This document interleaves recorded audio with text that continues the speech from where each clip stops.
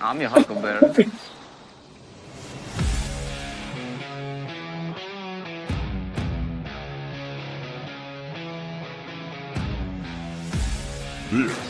is the Smoking Guns Podcast.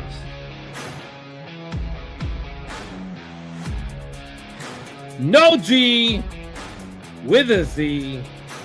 POD. Smoking Guns Podcast. We are back. We are here for a 6th straight season of San Antonio Gunslingers football. Teams have come and gone in the amount of time that the Gunslingers have been around. We have seen multiple, not teams, I'm teams. your huckleberry. Oh my. Start again. Hey, Whoa! No. that's Multiple- called rust. Yeah. You got to click the right button, and sometimes you don't do that. You don't remember. Smoking Guns Podcast. My name is Philip Higginbotham. I'm one of your hosts for this next couple of hours as we take a look at San Antonio Gunslingers football. I'm joined, as always, by my good friends, Leo Yamas What's up, Smoking Guns Posse? and RC Woods. Hello, beautiful people. Mwah. Missed y'all. Yeah, we have missed you guys. We took the off season. We rested up a little bit. Leo and I talked some movies. If you haven't gone back and taken a listen, and I've seen the numbers. Most of you have not done that. Oh my. Go do that. Go binge some movies and some talk about some great movies. We covered a lot of fun movies, a lot of great movies. But now we're back and we're ready to talk about Gunslinger football. We're going to be joined here in just a few minutes by Jonathan Bane, the new head coach of the San Antonio Gunslingers. And Leo, we can start right there. We can, Leo and RC, we can start with the fact that so much has changed in an off season. They're still the Gunslingers, and they're still going to play in the IFL, and they're still going to play in the Freeman Coliseum. But lots and lots of changes. We've already got people checking in. James Palmer, howdy, James. Josh checking in. Hey guys, we missed y'all. We missed you too. Yes. And even Agnes, welcome back. We had to suffer through NFL Monday Night Football in anticipation for you guys to start back. I mean, it's Monday Night Football. It's never suffering. It's kind of a worthless season just to watch.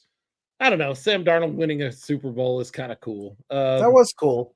The fact that the Minnesota Vikings released him and a year later he wins a Super Bowl, and the Minnesota Vikings, from what I hear, are not sure they want to move forward with J.J. McCarthy is really funny to me. Really, really funny. Tyler Huddle. What's up, Tyler? Tyler checking in, counting down the days. We are too. Counting down the days till kickoff, and that's part of your job, is kicking off. Valerie also checking in. Hi. Hello, everybody. So exciting. Coach Q, hope everyone is hello everyone. Hope all is well. We are well. We are doing well. Junior checking in. Chain and ball crew is ready. Chain guys and ball crew is ready. Excellent. We're all ready. We're ready. But things have changed. And some of those changes we don't even know what they look like yet, Leo and RC. Yeah. We're getting an entirely new broadcast setup this year. It is being handled by the league for all 14 teams. Now, what that means is you're going to lose a little bit of the local flavor. TSP is no longer doing the broadcast. Yeah. Ralph and I will be on the broadcast. And so that feels like a bummer because we had a really good thing set up here in San Antonio. However, there were other places that didn't have as good a deal set up, and this is going to even that out across the league. And so you're going to be able to log in to their outlets and watch the same sort of production coming out of Vegas or coming out of Orlando, where the Pirates have moved to, or coming out of Jacksonville or San Antonio. It's going to be even across the board, instead of when we go out to Vegas and their sound doesn't work for an entire half of a game. That shouldn't happen anymore. That shouldn't be the case anymore. So it's wins and losses. We're going to lose a little bit of our own flavor, but we're going to gain just some consistency across the league. And I think that's a good thing. And hey, there's nobody that would love to see us do another year of what we did last year again than the color guy, but I'm not going to be the color guy. James Palmer says, hope you're coming to the games as a fan now. I will be at the games. Awesome. I will be in the crowd instead of up in the booth, and that's fun too. That'll be fun. Yeah. We'll That's get a to hang blast. out some more. Overall, it's a good thing for the league. I think it kind of sucks for San Antonio because we had such a great couple of guys running that broadcast. Mhm. And that local connection. We're going to miss Absolutely. some of that and miss that local connection for sure. But overall, for the league, I get it. Although I'm still sad for you, Philip. But it'll be great to have you down there at Smoking Gun table. I'll be totally and completely honest with everyone here, with all of my friends here on the Smoking Guns posse. I probably wasn't going to be able to do it this year anyway. I was right in the midst of making that decision when they called and said, hey, we're going a different direction. And so that kind of made the decision for me. But we are most likely 80-90% sure we're moving in the summer up to North Texas. My family lives up there. We want to be a little closer to them. And so when the girls are out of school, or when my youngest is out of school, we're trying to work right now a transfer up to that area. And if that happens, that makes it much harder to get down to games and do all of that stuff. And they also have Sunday games this year. In fact, the first game of the season, March 29th, is Palm Sunday. Wow. And it's Caleb's second birthday. Yay! Happy birthday, early birthday. As exciting as as excited as I am about the first game of the season, and as much as I'm ready to get back into San Antonio Gunslinger football, I'm going to be watching that game on delay anyway. Right. Because I've got a full day that day, and I'll have to go home at the end of the day, and after a Sunday, a big Sunday at church, and then a birthday party, I may have to have a nap and then watch the game. So I wasn't going to be able to do that one anyway. The 2 or 3 games after July were going to be really tough for me. So I was in the midst of making that decision anyway when they called and said, hey, the league wants to do something new. And so they're gonna go a different direction. And in a way, for me, it helped me make what was going to be a really hard decision anyway. I hate it for Ralph. Ralph is really good. Ralph is really, really good. And I got to tell you, these guys, I was just talking with somebody in the Gunslingers organization earlier today, and he said, I sure hope they prepare and they're ready to know what they're talking about. Man, they need to prepare like Ralph. Ralph Judkins is a guy that prepares in an incredible way to call a game. And if they don't get somebody, these are full-time guys. That's the whole deal, is these are full-time professional broadcasters. And if they need to prepare like that part-time math teacher did, because he was always prepared and ready to go. I was somewhat prepared, but Ralph was always ready to go, and is always ready to go.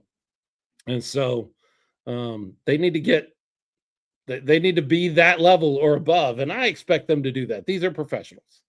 So Tyler pointing out that Ralph always made a point to get to know the players. He does. He does.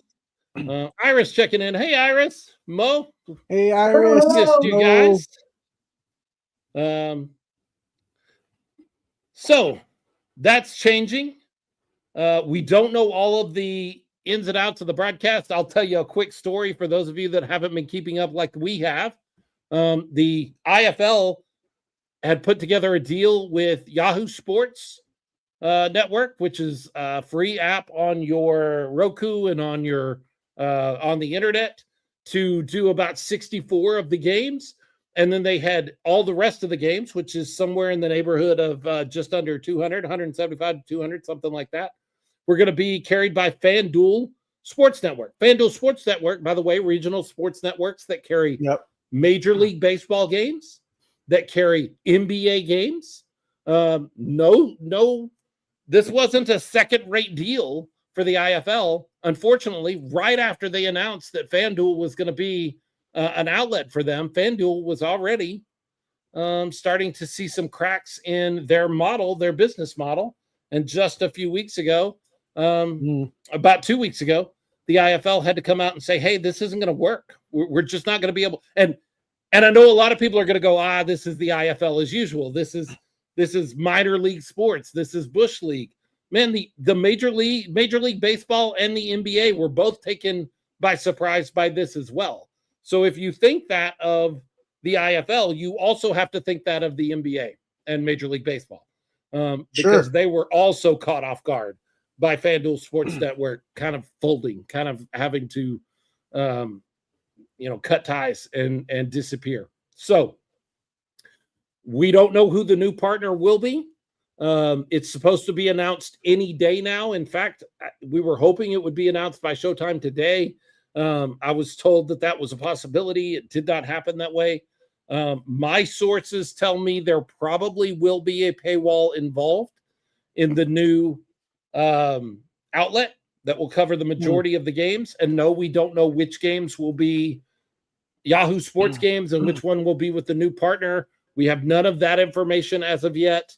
But you're probably going to have to subscribe to something to see a majority of the IFL games. But again, we're looking at a much more consistent product across the league. Not that we ever had a problem here, although we did have one game that was like major technical problems. And that may still happen. I'm gonna be honest, they're coming into the same venues that everyone else was using, and it wasn't for a lack of technical expertise that we had some of those technical problems that day.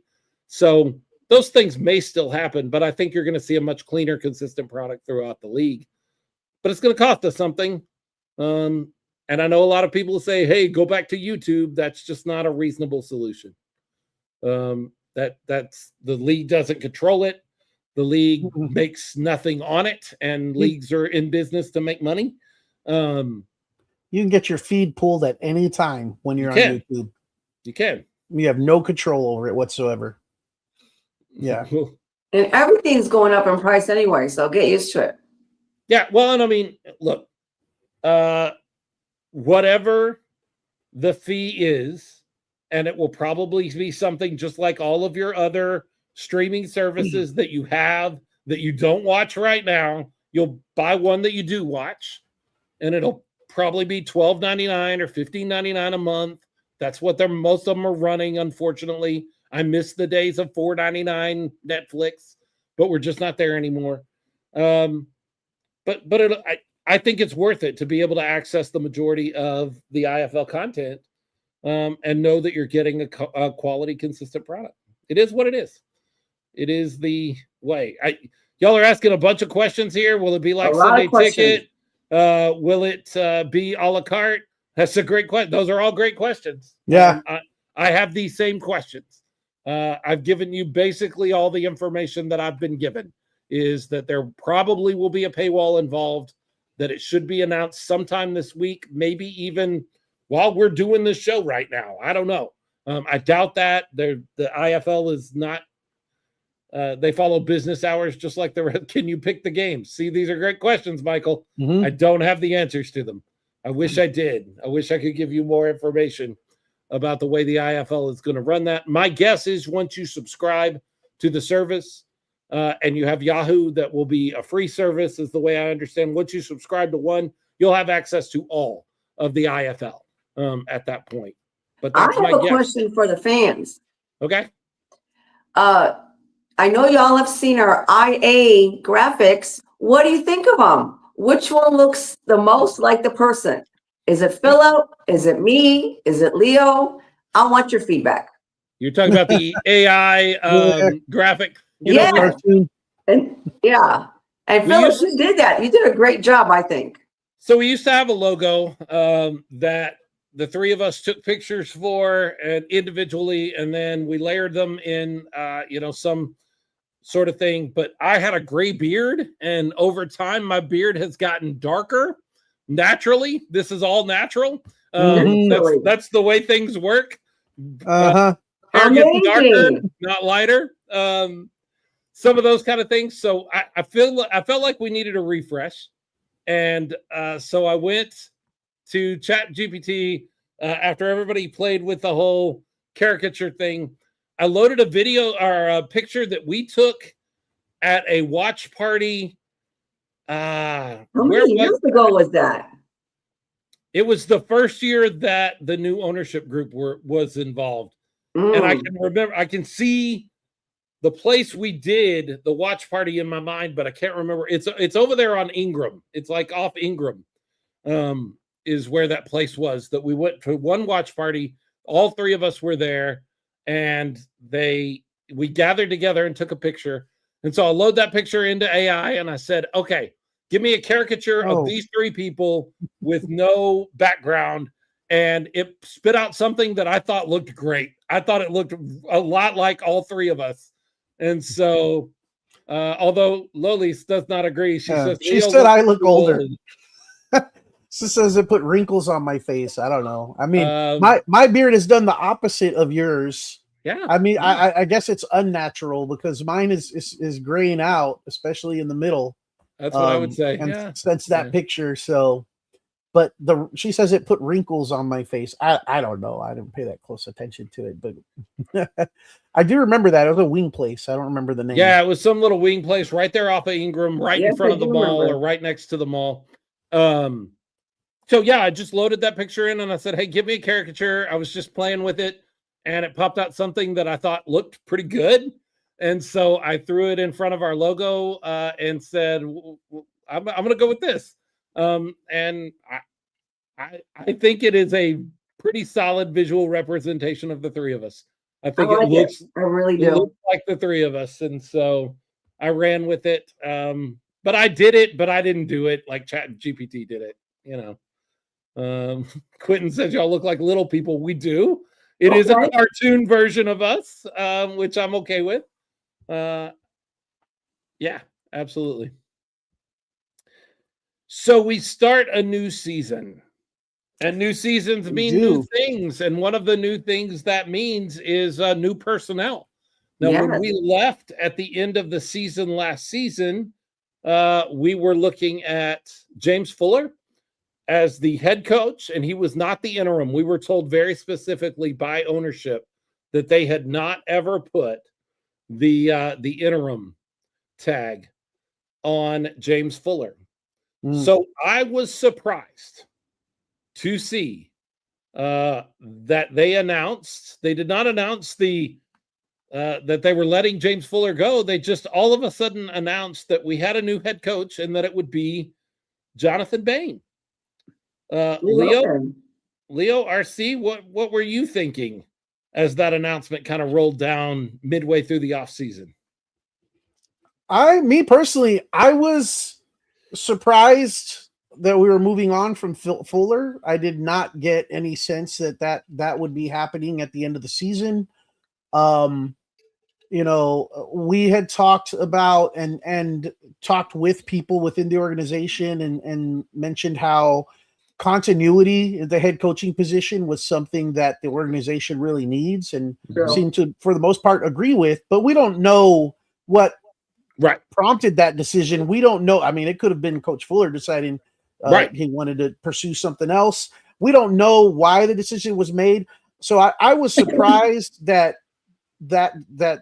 he wasn't going to continue being the head coach of the Gunslingers. But the choice of who replaced him with Jonathan Bane, that was not surprising. No. Right. I think a logical choice. I think if we couldn't have Fuller, logical choice was to go with Bane. Yeah, I think we all were impressed over the last year with Bane. Jonathan Bane came in as a sort of ancillary, very small part of Tom Manas's coaching staff. And then when Tom Manas left, he became a lot bigger part of things. And I think we were all, anybody who was paying attention was impressed with Jonathan Bane and with the way that he was. He's just a leader. He's just a natural leader. And we've seen that on the field as a quarterback from him. And we saw that as a coach. And so when the decision came, you're right. We don't know if it was Fuller's decision or the Gunslingers' decision. But when the decision came that we needed to replace James Fuller, it is no surprise to me that they went and said, hey, we've got a great leader right here. I'm a big believer that a head coach in football, Leo, you can correct me if I'm wrong, but it's less about X's and O's to be to be the head coach. It's all about motivation and motivating players and coaches on your staff to get things done. I don't need a head coach that is an X's and O's guy. It's a bonus if you have that, but that's not what I need.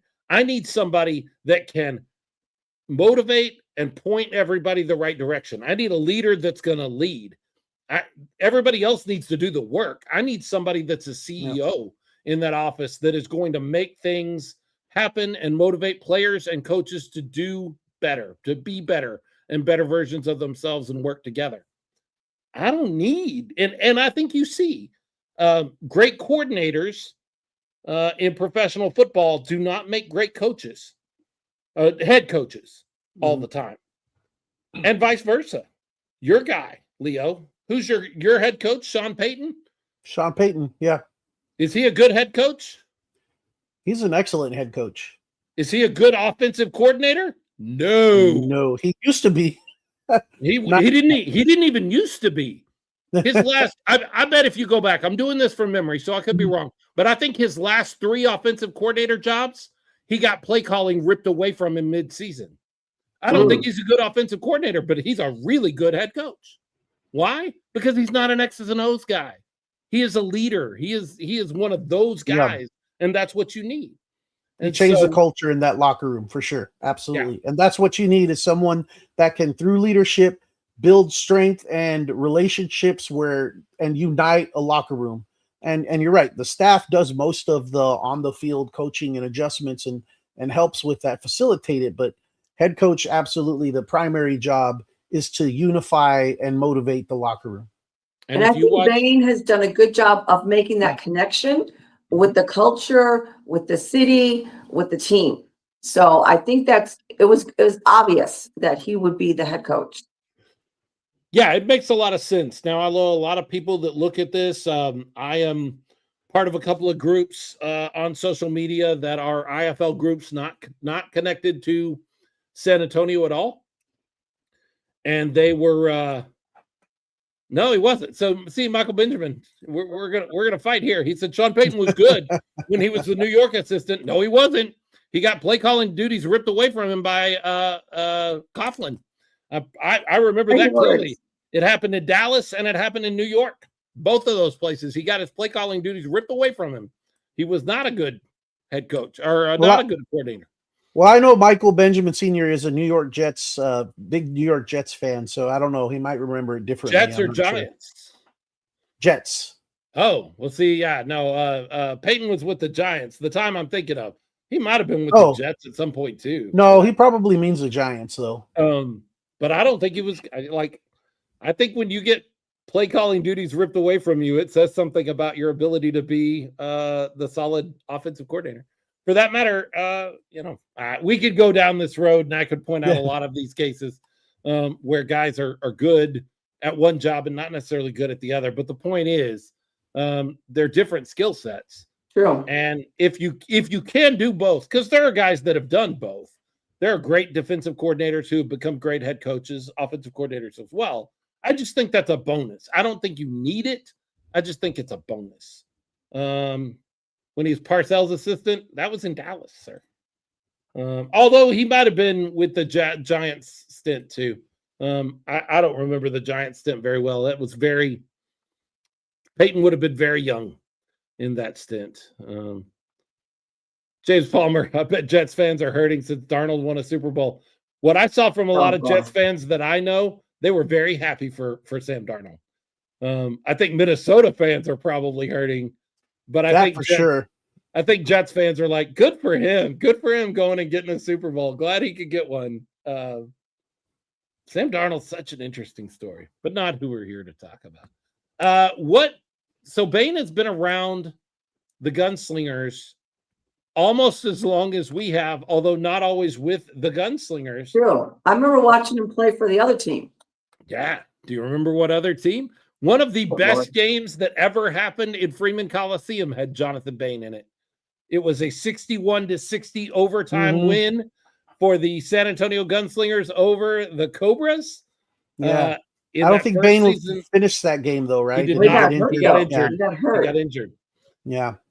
Yeah, he got injured in that game, but he was a part of that game. And I remember then being very impressed with the way that that whole season, he lit up the league that season. We were in the NAL. Oh yeah. And he lit up the league that season. One of the best. He and Castronova were the two best quarterbacks in the league that year. And that's funny that we've had one as our quarterback and one as our head coach now. There you go. Bane came close to being a Gunslingers quarterback one off season. There was a deal on the table that fell through, if I remember correctly, and it didn't work out. Didn't work out for whatever reason, but it was real close. Oh, you know what I do remember? You mentioned that, and I was like, I don't remember that. Now I do remember that. Yes, that was we were very close to being the starting quarterback of the Gunslingers at one point. And since we're talking about him, let's bring him on and talk about him to his face. Because we've been talking about him for about 10 minutes, but he hadn't been listening. So now we can talk about him to his face. It's Coach Jonathan Bane joining us on the Smoking Guns podcast. What's up, Coach? How are you? Coach? How we doing, Philip, Leo, Miss RC Woods? How are we? We're doing good. great. Good. Good. How are you? Doing awesome. Blessed. Good. So we're talking a little bit about the past. Okay. And the times that you've been around and have intersected with the Gunslingers before you were part of the organization. I was telling the story of a 61-60 game in Freeman Coliseum when you were with the Cobras. Yes, sir. You remember that game? I do. I remember breaking my ankle in that game. I do remember you breaking your ankle. That's a tough one, but that was a heck of a game. The fans definitely got their money's worth that game. That's for sure. Incredible game. And then we were talking about just a season or two after that, you were very close to being the quarterback here in San Antonio. The very next year. Yeah. Yeah. I mean, it was, thought that was all going to happen. A lot of stuff went down with the staff that was around at the time. Yep. Yeah, that was, wanted to come here, wanted to be a part of it. I actually met Mr. and Miss Rackler in Carolina there. And now that I'm around here and talk to them, it was their first game, I think, as owners of the Gunslingers. They came down to Carolina. And I remember right as I was walking out the tunnel, I looked to my right and they got their cowboy hats and boots on. And I'm like, just something I was used to seeing being a Texas boy myself. I was like, introduce myself. They're literally announcing our names. And I was the last one to be announced. And they're standing back in the tunnel. Introduced myself, and I remember talking with them, and they had mentioned they were the owners of the Gunslingers, and it was just really cool and kind of a full circle moment now, right? Who would have thought this was, to come later down the road? But really enjoyed my talk with them there. After the game, we spoke as well, and then of course when we came down to play in that later in the season when I ended up breaking my ankle, they. The hospitality and just how much love they showed and care. They sat with us the whole time until it was time to go, once I got injured. So great people. And that's what attracted me to wanting to play here as a player. And then when my playing days were over, it was really an honor and a blessing to be a part of the, coaching staff last year, just to be involved with the organization. I've seen it all, and ownership is owners like them are very rare in the way they do things and how much they care about the team, the players, provide them all the amenities to be successful. And everything is really cool to be a part of that. Somehow, some way, didn't know it'd be coaching, but pretty unique how that worked out. So we move into the off season this year. You're part of the coaching staff. You were a big part there toward the end of the year. We don't know, and we're not really, worried about what happened with Coach Fuller, somebody that and somebody that has mentored you. But he steps aside, or he is moved aside, whatever the case may be. And my guess is you get a phone call and they say, hey, we want to talk to you about maybe being in charge of this thing. Now, you're a young guy. You've just been coaching for a couple of seasons. Right. How does that feel to have the reins kind of laid in your lap and said, we think you're the guy to move things forward this quickly, like this fast, for that to be where you are? How does that feel? It's awesome. And I do appreciate them, for taking a chance on me. Like you say, it's funny because on a few different podcasts and just questions, ever since I've been hired was, how does it feel, coaching and getting a head coaching job so early, and you're new to the, coaching world. And to me, I'm like, man, I had a 11-year internship, you know what I mean? Being around the game so long. And always the term I use is fortunately and unfortunately at times. In my playing career there towards the end, the last few seasons I played, I was pretty much my own offensive coordinator in a sense, getting a chance to, scheme up plays, design, the script and different things. And so it's funny, at the time I didn't know, I'm like, man, there's a lot into this, and other than just playing quarterback, but it also, always hindsight 2020 was kind of, grooming me for this position. And, but super exciting though. It really was. And, they were interviewing other head coaches I'd caught wind of. It's kind of how I went. And I just reached out, I said, the worst they can do is tell me no, if not, it's all good. I felt ready, there's going to be, some learning things. And I've learned even throughout the off season, with the paperwork and different things, not football related, you know what I mean? All the other stuff that goes into it. But this was my NFL, and I treated it as so. And I hope every teammate I ever played with, or coach I ever played for, or organization I ever played for, can say the same thing. You couldn't tell me any different, and I really took pride in it and the work that goes into it, and asked a heck of a lot of questions, not to be nosy, but just to know, I wanted to know, what am I involved in? If you do the math, that's a third of my life I spent playing this game specifically, not just football, but the indoor arena game. So didn't know why really I was asking all those questions and trying to get all that information and the situations I was kind of thrown into, but it's really unique. It's hard to explain to just anybody, and I've had a lot of questions too, like what were they thinking? This guy's so young, and I'm not really that young. The Super Bowl champ this year is a few years older than I am. The head coach there. In a view of that, but as coaching, yes, going into my second season on this side of things, had a great experience last year, good, bad, and ugly, right? We had an up and down season. Yep.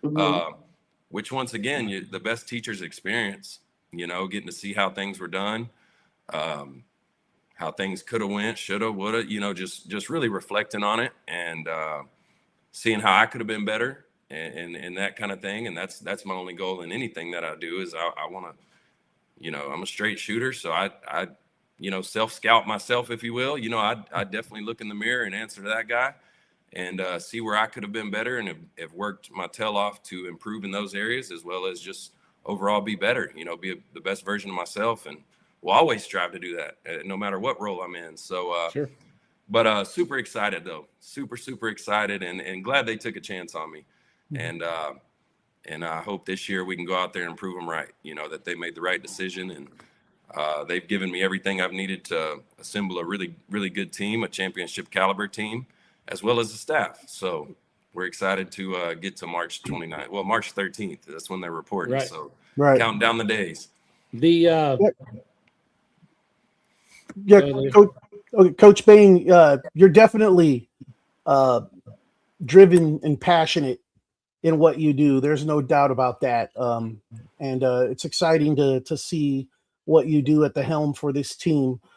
I kind of wanted to not put you on the spot here, but ask some questions. As you know, we're a fan-driven show. Yes, sir. And so we get a lot of questions from the fans, a lot of people that we know, and they're left kind of sensing the same thing that I know we've been sensing as a show, of a kind of a shift in focus on this team, where, in years past, and fans that have been around for a while know what the San Antonio Gunslingers wore at its inception, and have watched it develop and grow and evolve into what it is now. What would you say, being part of this shift, is the new focus in building the team? You mentioned a little while ago that it's an exciting thing to the opportunity to build this team, where I know at one point there was a focus on, local talent and kind of getting exposure on local guys.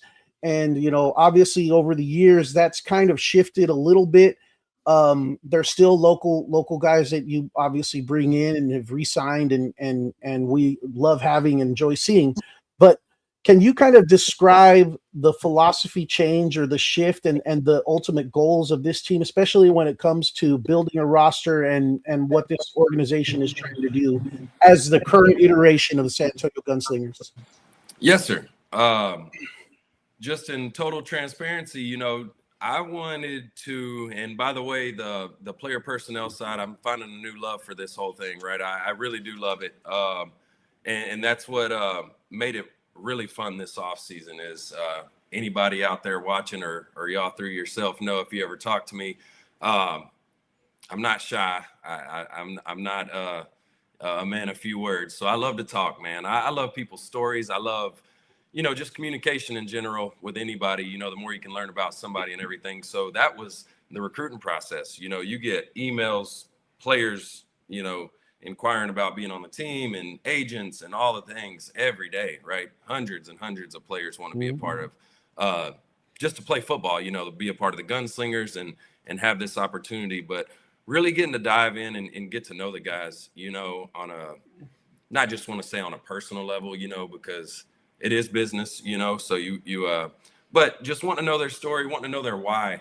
I want to know why they're doing this, and that was the big part in forming this team. I want to be, so from the ownership, right, it starts at the top. The product they want to represent their brand, right? All the money and time and effort. And I got to see that on both sides last year, right? So I was also the ticketing guy last year. So I'm not just in coaches meetings, I'm sitting and getting to see everything that our whole entire staff, our ownership and staff put into this thing. Was so inspiring to me. It really was. And so the mindset behind it was to try to find like-minded folks in a sense of their character, who they are. Obviously, they all can play ball. So let's just, I'm going to skip past the athleticism part of it right now and just who they were, right? And God family football has always been preached around here. It's how I treated the game. That's just what it is, in that order. And so finding like-minded folks and with the right whys, and there's a million different whys. Many people play for a million different reasons. So my deal was just trying to find the right fit group of guys, talented folks that I hope piss ain't a bad word, but that are pissed off, honestly, for being here. Not in the sense of the Gunslingers, but that want to move on from this level. In reality, right, we want to have the same team as fans, right? It's hard you get a new team every year, but that's what this level is, Yes. And if you look at the numbers, the last couple seasons, I think in the last 2 seasons, there's been 70 plus, and that's a big plus because I don't want to quote a number that ain't, exactly accurate. But 70 plus guys on active rosters in the UFL, CFL, NFL from the IFL. Right. So I said, if talent, if you're recruiting those caliber of players, I want to be a coach, right? A coach. And what a coach is just a fancy word for a teacher. That's all it is. It's just a cool title, I guess, for teacher. And so if they already are great football players with NFL backgrounds, All-American status, whatever it was, all their accolades, well, then as coaches, it's our job to teach them this game, right? And to maximize their potential in this game and put them in situations in the best, situations possible to be great at this game, which then helps them move on to the next, right? So that was the biggest focal point, so as we're recruiting, there's a million ways, I did it. It was so much fun to me. I just kept trying to find new avenues of how to reach certain players. It was really cool. I'm not afraid to be told no. So a couple of the guys on our roster, you're like, how in the heck did they get to San Antonio, with 5 years background in the NFL, first round draft pick, few more others that were drafted between 1st and 7th round. Just found guys that love football, want to play. Their whys made sense because at the end of the day, I tell every single one of them, you're going to have the ultimate professional experience for what our level has to offer, minus the paycheck. Just in keeping it real, in reality, right? If you're playing for a dollar bill, you might want to go somewhere else. But I explained to him that and how I treated it, honestly, even throughout my career was, you're playing for that promotion, just like when you get a job, right? You don't start out as a CEO. You work your tail off. You prove to your organization that you deserve that pay raise. Well, that's what this is, right? This is a stepping stone for them, whether they were in the NFL, CFL, or UFL. And by the way, all of those leagues are very hard to get into, much less stay. Mhm. Just keeping it real. There's some ball players out there, and that's what I learned in this recruiting process is, man, there's some phenomenal talent not on active rosters right now. And that's just the nature of the beast. Not enough teams. There's so many players out there coming out every year. And so just finding those guys that, they love to be here, they appreciate to be here, but they know they can use this to move on. And the only way, nobody can do it by themselves. I don't care about any, miraculous story somebody may come up with about, I did it on my own. There's no way. It's not possible. So we need each and everybody in the organization to help each other. And if we're all headed for the same goal, which not to just make it about the players moving on, but a championship, right? People want winners at that next level. When you win a championship, more eyes are on you, all the things. You kind of check a lot more boxes than just being a good athlete. Because like I mentioned before, those are everywhere. There's a lot of really good football players out here in this world. Was kind of the whole mindset behind it. So just going to find guys, whether they were cut from NFL teams, those are the guys I wanted to reach out to first. Not just to say, oh, we got NFL players on the team, because how I see it, and I've never been in the NFL and been cut and know, but I can just imagine it does one or two things, right? You've been the man your whole life to get to the NFL, right? To even get into a training camp. You've been the man from high school to college, even back to Pop Warner. You were probably the guy, right? You're the best player on the team, whatever team you ever played on. And then you get to that level and you get cut. It does one or two things in my mind, right? And I don't know from experience, but I'm thinking you either, you know what, it's time to hang them up. This ain't for me. Or it lights a fire under you and you say, you know what, I had my little cup of coffee. I had my taste. I know I can play there. Let me get back to work, right? Put your head down and go to work. And those are the type of dudes I want, just some hardworking dudes that are, chasing a goal, have a dream, and sorry I keep saying it, but have a why, something that matters, because when the going gets tough, you got to remind yourself, why am I doing what I'm doing? And it's got to be bigger than I just like football. I love to play football. It's I get to post on my Instagram, that I'm a professional athlete. It's got to be bigger than that, because at some point you're going to need to pull from something deeper than just football. You know what I mean? And not to mention the other things, you're leaving your families, right? These guys got wives, kids, some of them, or whatever. You're traveling across the country or across the state to chase a dream, right? So you got people believing in you. I want those people that are out to prove the ones that believe in them right. That's how I kind of approach life. No, don't prove the doubters wrong. Like, what do you get out of that, right? There's going to be how many people hate on the Super Bowl champs? You know what I mean? There's haters everywhere. It is what it is. But do it to prove the ones that believe in you right. You know what I mean? That's the best feeling. All the people that have been behind you, supported you, picked you up when you were down, people taking a chance on me. I want to prove them right. Like, I want them to feel like, man, I made the right decision, or, man, this was the right thing to do. And that's kind of the mentality I want the players to take into it, is like, this is bigger than just playing football. Those of you that are married with kids, like, you're leaving home, your wife or whoever, they're supporting you. They're saying, hey, I got this. You go do that. You know what I mean?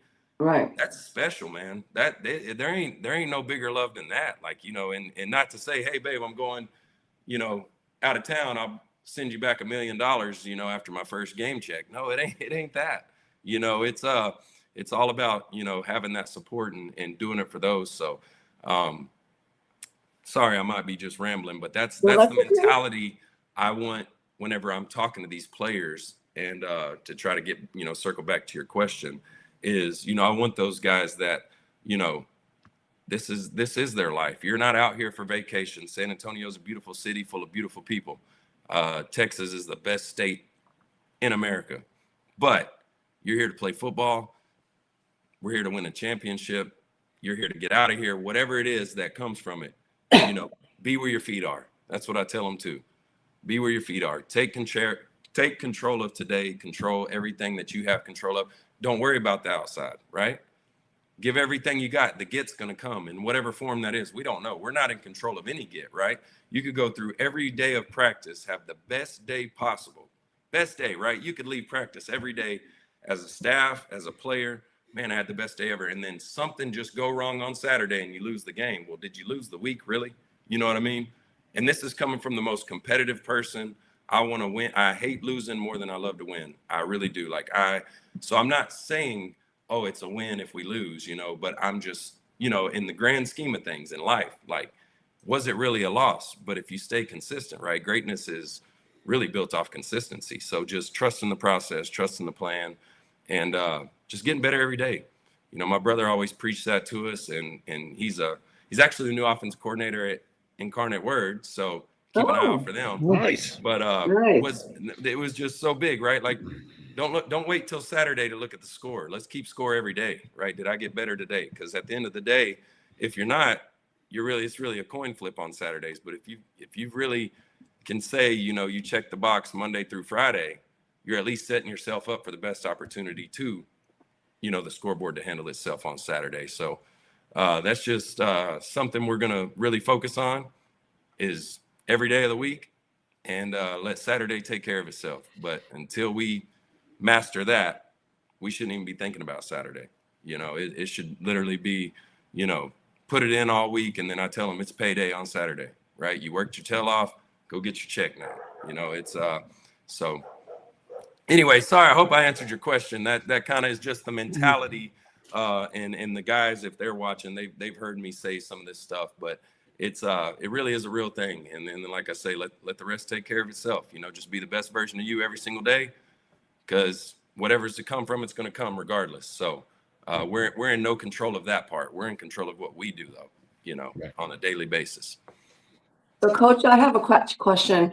Can you talk a little bit about your coaching staff? Who is going to be helping you to bring this team together? Absolutely. Which is another blessing. Like I say, I'm a big believer in God, and man, he's been showing up in my life. He has my whole life, but he has been showing up with this whole deal. He just how it's all came together is I get goosebumps talking about it, honestly. But even, I'll just start with my staff. Coach Malcolm Goins, defense coordinator, one of the best humans you'll ever meet in your life. Greatest dude. Awesome. Was a former teammate of mine in Frisco when I played for the Fighters in 2021. Great defensive mind as well. Has been around this league coaching, I think, hope I don't butcher this, I think 3 years now, 2 with the Frisco Fighters, and then last year with the Bay Area Panthers. Special dude. Once again, another guy that needed somebody to take a chance on him. You know what I mean? He's always been the defensive line coach, which everywhere he's coached, they've led the league in sacks, had the #1 defense. You don't just stumble across that, and it's not by luck. This guy is legit. He trains guys in the offseason like Von Miller, Rashawn Gary, here's just to name a few up in Dallas that, work with him just for what he has to offer as a defensive line specialist. But just a true football guru, just somebody constantly picking my brain. I'm picking his, it's really, really cool.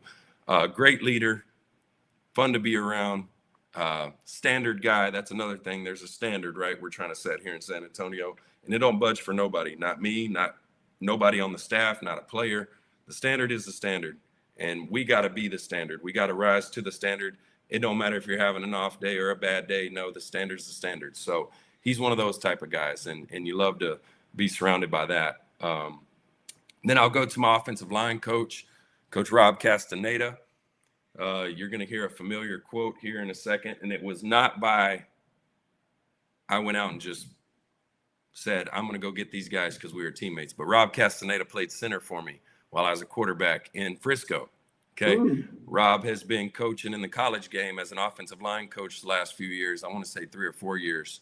Last stop was at New Mexico State this past season as the offensive line coach. And just somehow worked out. We were talking, and he was wanting to get into this professional game, wanting to come back home. He's Austin, Texas native.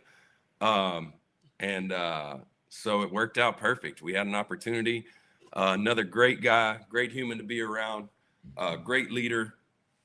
And that word leader is everything to me. It's everything I strive to be as a player, or I did strive to be as a player, as a human, and everything that I do is just always wanted to be a great leader. But these guys all have great leadership qualities and fun to be around, right? And they're younger, if you will. I'm not saying we're just still in our prime, but younger in the coaching world, younger to the indoor game, coaching, if you will. But he's another great addition. And then we got our defensive line coach in Charles Williams. Here's that quote again, another former teammate of mine in Frisco.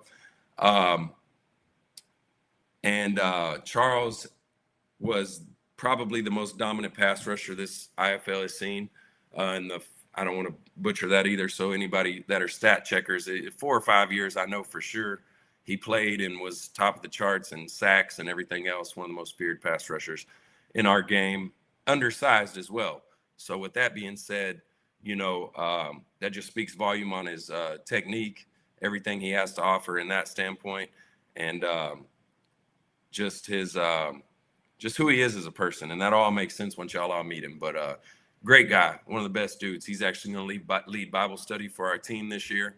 One of the best people you ever meet off the field, and one of the most angriest, meanest people you ever meet on the field. But which is a great combo in football.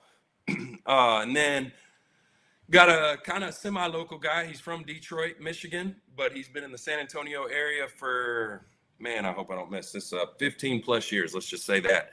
He's actually a firefighter for the San Antonio Fire Department.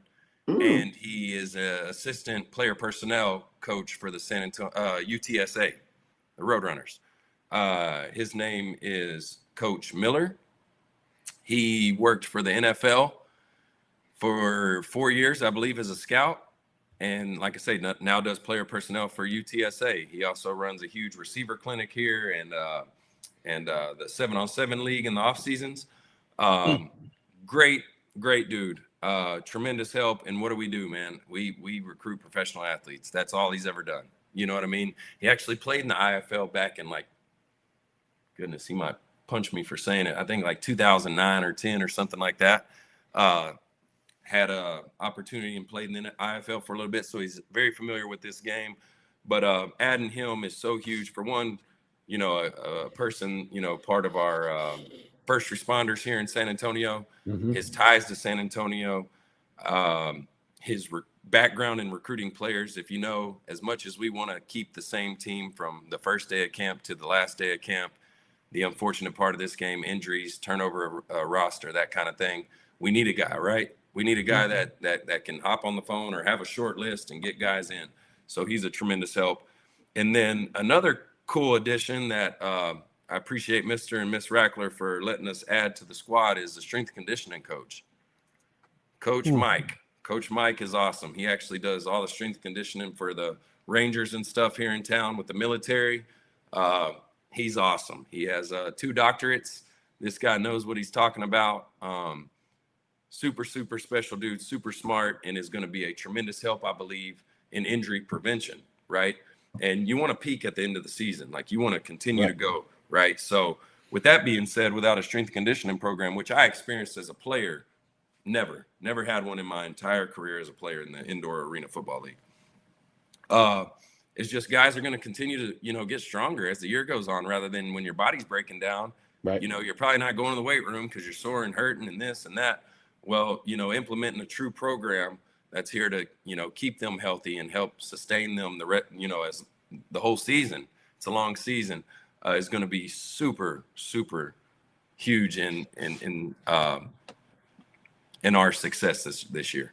Yeah, I've talked to some coaches in the past that have talked about, we can't get taller, we can't get faster. Yeah. We are what we are, but we can always get stronger. Always. That's something that we can always do. And so strength and conditioning is a big deal.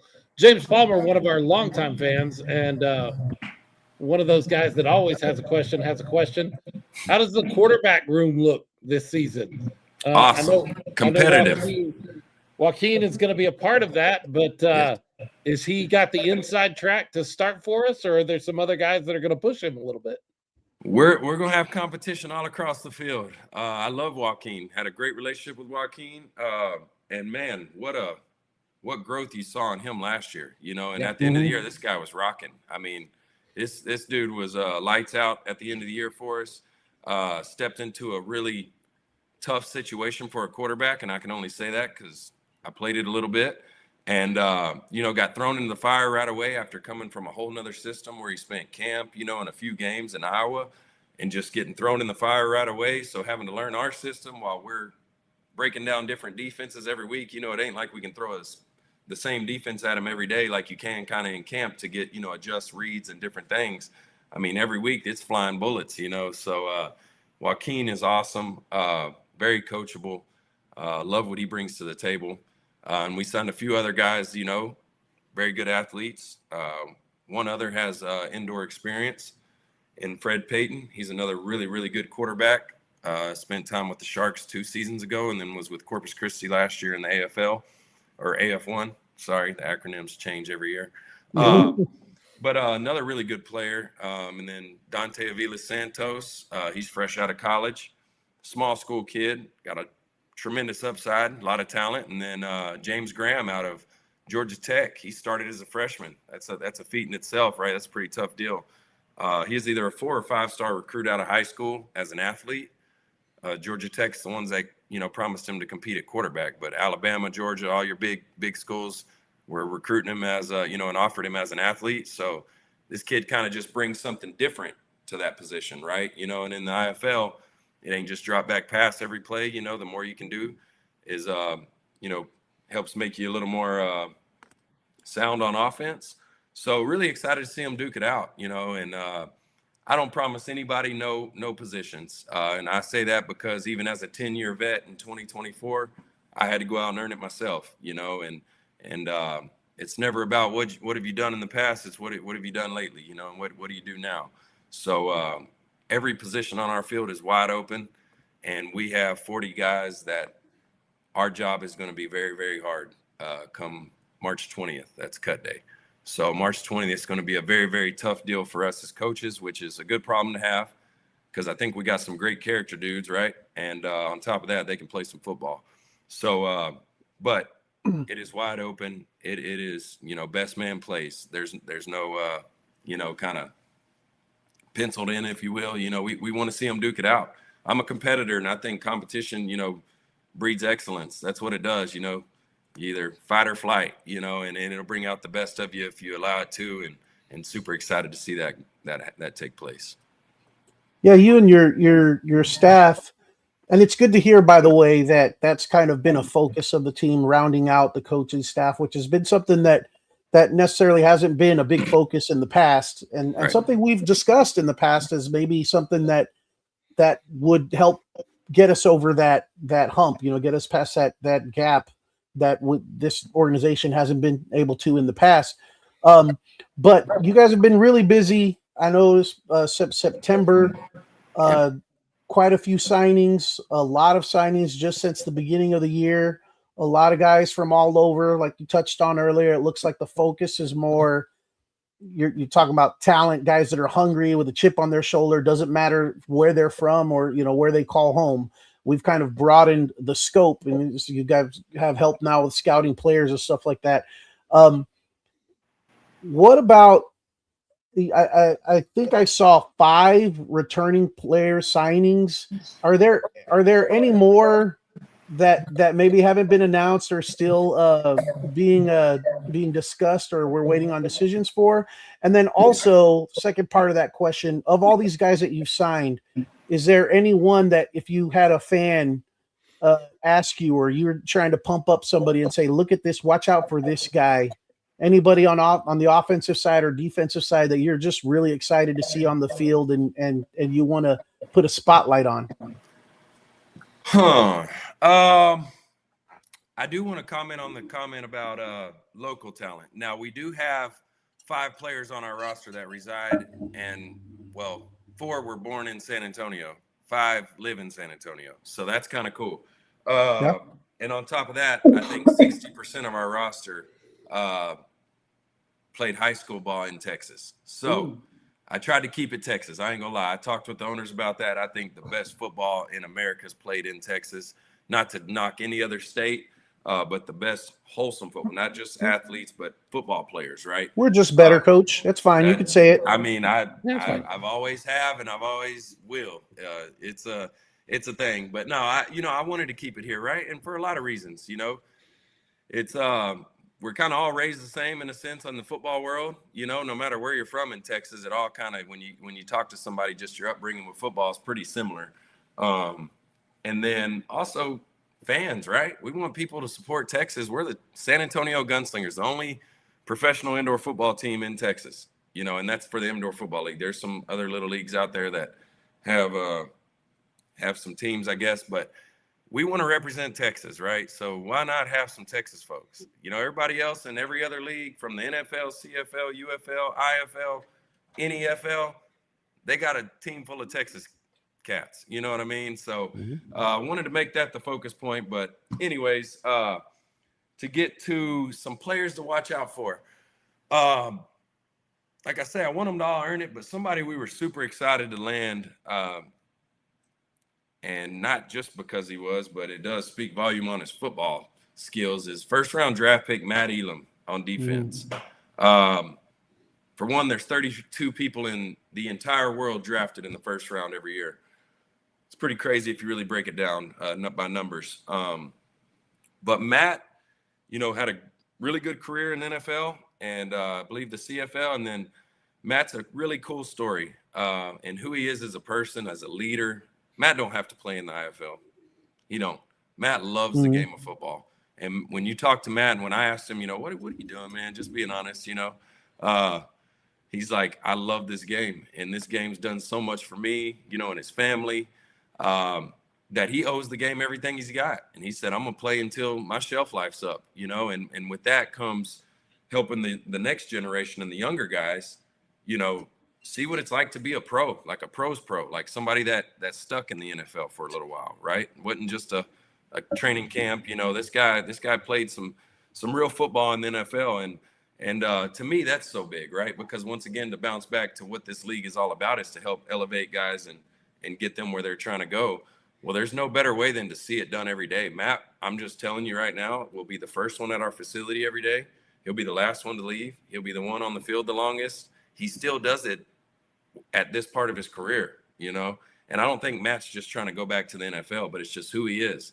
And that, you just can't teach that. That guy's just, he's just got it in him. And if you're going to have vets on your team, and I was a vet, and it's not to knock any vets, but I really was cautious with vets this year, just in a sense of, I want the right ones. Those are who the younger guys are looking up to. Those are who every single person in that locker room is like, this is a lot of these guys, their first year experience, right? In the IFL or professional ball. I want them to see like, this may not be the NFL with checks, right? With your game check, but the experience shouldn't be no different as far as the professionalism, how you practice, how you take care of your body, how you study, how you watch film. All of that should be the same. You should be able to just walk right off into that and feel like you were just a part of it, and having guys that have been there and done that, there's a lot of ways to learn things, but experience is the best teacher. I've learned that. And Matt's got all the experience. He's seen it all. So to have him a part of the team is really unique and will be bigger than just his play on the field. And I think he's going to be a special player. Offensively, man, we got some firepower. I ain't going to lie. Man, I really don't know how to single anybody out. There's a hometown hero that a lot of y'all fans are going to know, and Justin Stockton is a running back. If you don't know, I don't want to butcher that either. I think he led the state of Texas maybe his senior year in rushing and got him a state title, I believe, right? Did still win that when he was in high school. But anyways, he was the man, went off to Texas Tech, had a great career, went off to the Lions, Seahawks. He's won him an IFL championship in Massachusetts in 21. No stranger to the game, but really cool to be back home. And you'll hear me say it about a lot of guys, and it's not cliche, but better human than he is football player. You know what I mean? And he's a heck of a football player. So excited to have him on the team. And out at receiver, we've added some guys. Y'all know the ones that are here. I'm not taking anything away from them that have been here with Upshaw and Gibbons. Another cool one that we signed not too long ago is Joseph Ward, JoJo Ward. He's out of Waco, Texas. He played at Hawaii, and in his 2 seasons at Hawaii, had over 2,000 yards receiving and 20 touchdowns. Played for the Cardinals and the Browns. So to have him out here, pretty electric, kind of local, semi-local, if you will, Texas boy. But yeah, and then that quarterback room is going to be fun to see how that pans out. So, and don't forget, we're really nice up front too. I like my big guys up front. That's going to be a fun one to see, you know, how that pans out as well. Oh, I've noticed in some of the signings we got some beef on the line, both defensively and offensively.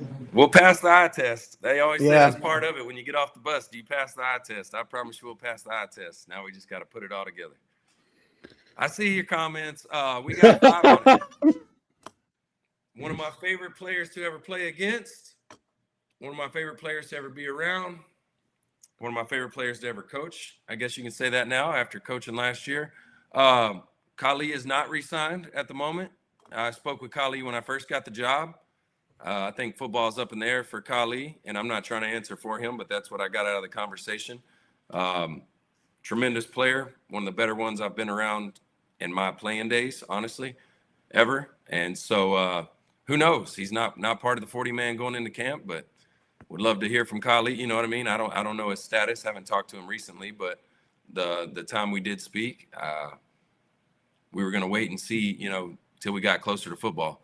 You know, as we get a little older, them injuries start adding up a little bit. You know, I don't know. You know, he suffered a couple injuries last year, poor guy, and gutted it through, and still was the best player on the field, if you ask me. You know what I mean? Anytime he stepped on it, which is very impressive.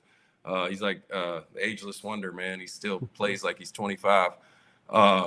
But love Kali. A lot of respect for Kali. He knows that, and you know, my phone's always on. He knows that. So, but as of right now, just for the fans, he is not signed to the roster, but is nothing against Kali Rashad. But that's not a decision on the organization side. No, that's absolutely not. Right now. Everybody knows how important he is to San Antonio. He's been here every year they've been here. He knows this. He's my favorite player. And matter of fact, he's probably, if he's watching, is like I was going to mention, I'm giving him this dude asked for a jersey of mine from playing days, and I have it for him. I had it for him all last season, just never gave it to him. But I thought that was really cool because as much as, you know, he asked for mine, I want one of his, because just the respect of who he is as a human and everything he's done for this game and for the city of San Antonio to put on the way he does. You can't imitate a Kali Rashad. You know, he's one of one, just being honest. One of one. And love everything he brings to the table. And so he knows this, though. He knows how I feel about him. And my phone's always on if Kali wants to talk. Well, thank you, Coach Bane. I'm glad you sorry. So I hate to change gears a little bit, but the girl in me is just dying to know. Congratulations on your engagement. Hey. Can you tell us a little bit about that? Thank you. Yeah, super excited. Found my person. But yeah, super excited about that. Morgan, she's been the biggest blessing, her and Monroe, to my life. And to be able to, we got engaged a week ago, about 10 days ago. Again. So super excited. It's pretty cool to get to work alongside her as well. She does such a tremendous job for everything that y'all see on the internet. You know, she does it and loves to do it. And it's a really unique situation. So we appreciate all the support, every one of you, and even all the fans just throughout that time when we posted it, just the outpouring love. Not surprised by it, just because that's, you know, all I've felt since I've been here from everybody in San Antonio, but super excited about that. Thank you. Could you have imagined when you got a phone call a little over a year ago from Manas to be a part of his coaching staff, that where you would be? Hey, can I clear that up? Okay, go ahead. If he watches this or not, I called him about 100 times to be on the staff, to where then I didn't know James at the time, but then I called James and just said, hey, man, I live in San Antonio. I want to be a part of this, because I kept getting the runaround. So sorry, Coach Manas, if you're watching, you didn't call me to hire me. And he's not watching. I can promise you, he ain't watching the show I host. Not watching. I appreciate him hiring me, I guess, if you will, because he was the head coach in charge. But I had to scratch and claw my way into this thing, man. It was a a grind, but I was glad and thankful for it when it did happen, even as an assistant coach last year. That was fun. But So tell me, Coach, what's going to be the same? Like we're going through an offseason where a lot has changed. What's going to be the same about Gunslinger football for fans? Entertaining, good folks. I want to say we've had good in my experience here last year. Good people, right? Last year was a funky year. I don't want to say it. We had talent. We had a lot of talent. It was just something was off, and I can go on. That's for another whole day about what I thought, right? And my opinion is my opinion, but it was just kind of off. And but the same entertainment for the fans watching. Wins matter, so we are hoping to make that a better situation for you. But as far as just the production, man, what they do, they only get better, right? Mr. Rackler and Miss Rackler and James and Miss Steph and the whole crew, right? I'm just naming the ownership there and Mr. Carroll. It's just going to get better. So the show is always going to be great. We just hope to match that energy as a team now, right? Right. And you got glimpses of it last year. We had some good home games, but then we had some really bad ones. And I'm not here to say, man, we're about to just go undefeated. I'm just saying we're going to work to put a product out there that you're going to be super proud of, and a very competitive team to give ourselves the best chance to bring a championship back here to San Antonio. I think I can cut that audio very specifically where I can make sure it says Coach Bane says we will be undefeated. I think hey, that works. Hey, all the rest of that I also, with pride, I wear confidence with pride, but I ain't, I'm going to be realistic. I respect every opponent in this league. This is a tough league, man. You look at the rosters across the board. Respect all, fear none, though, and I'll never, ever in my life walk into a season or into a game I didn't as a player. I dang sure won't as a coach, thinking, man, I hope we win this one. We're going to have the confidence to win, and that's because what we put in throughout the week. But, I'm not arrogant, and I'm not just out here, boasting. It's not, man, we're going 16-0. Y'all have heard that before. Yes, we have. You have. Yes, we have. I've heard y'all hear that before. That's not us, man. We're going to attack every day, try to be the best versions of ourselves. And like I say, let Saturday just kind of take care of itself. The game of football takes a lot of hard work, a lot of skill. It takes a little bit of luck too. That ball bounces funny. It's oblong for a reason. So what was that there? I didn't see. It's Desiree saying that we're already proud, new hope, new expectations. I know I'm excited, she says. Awesome. Thank you, Desiree. We're super excited. We talk a little bit about what's going to be the same. This may be a longer answer. What's going to be different about Gunslinger football in 2026?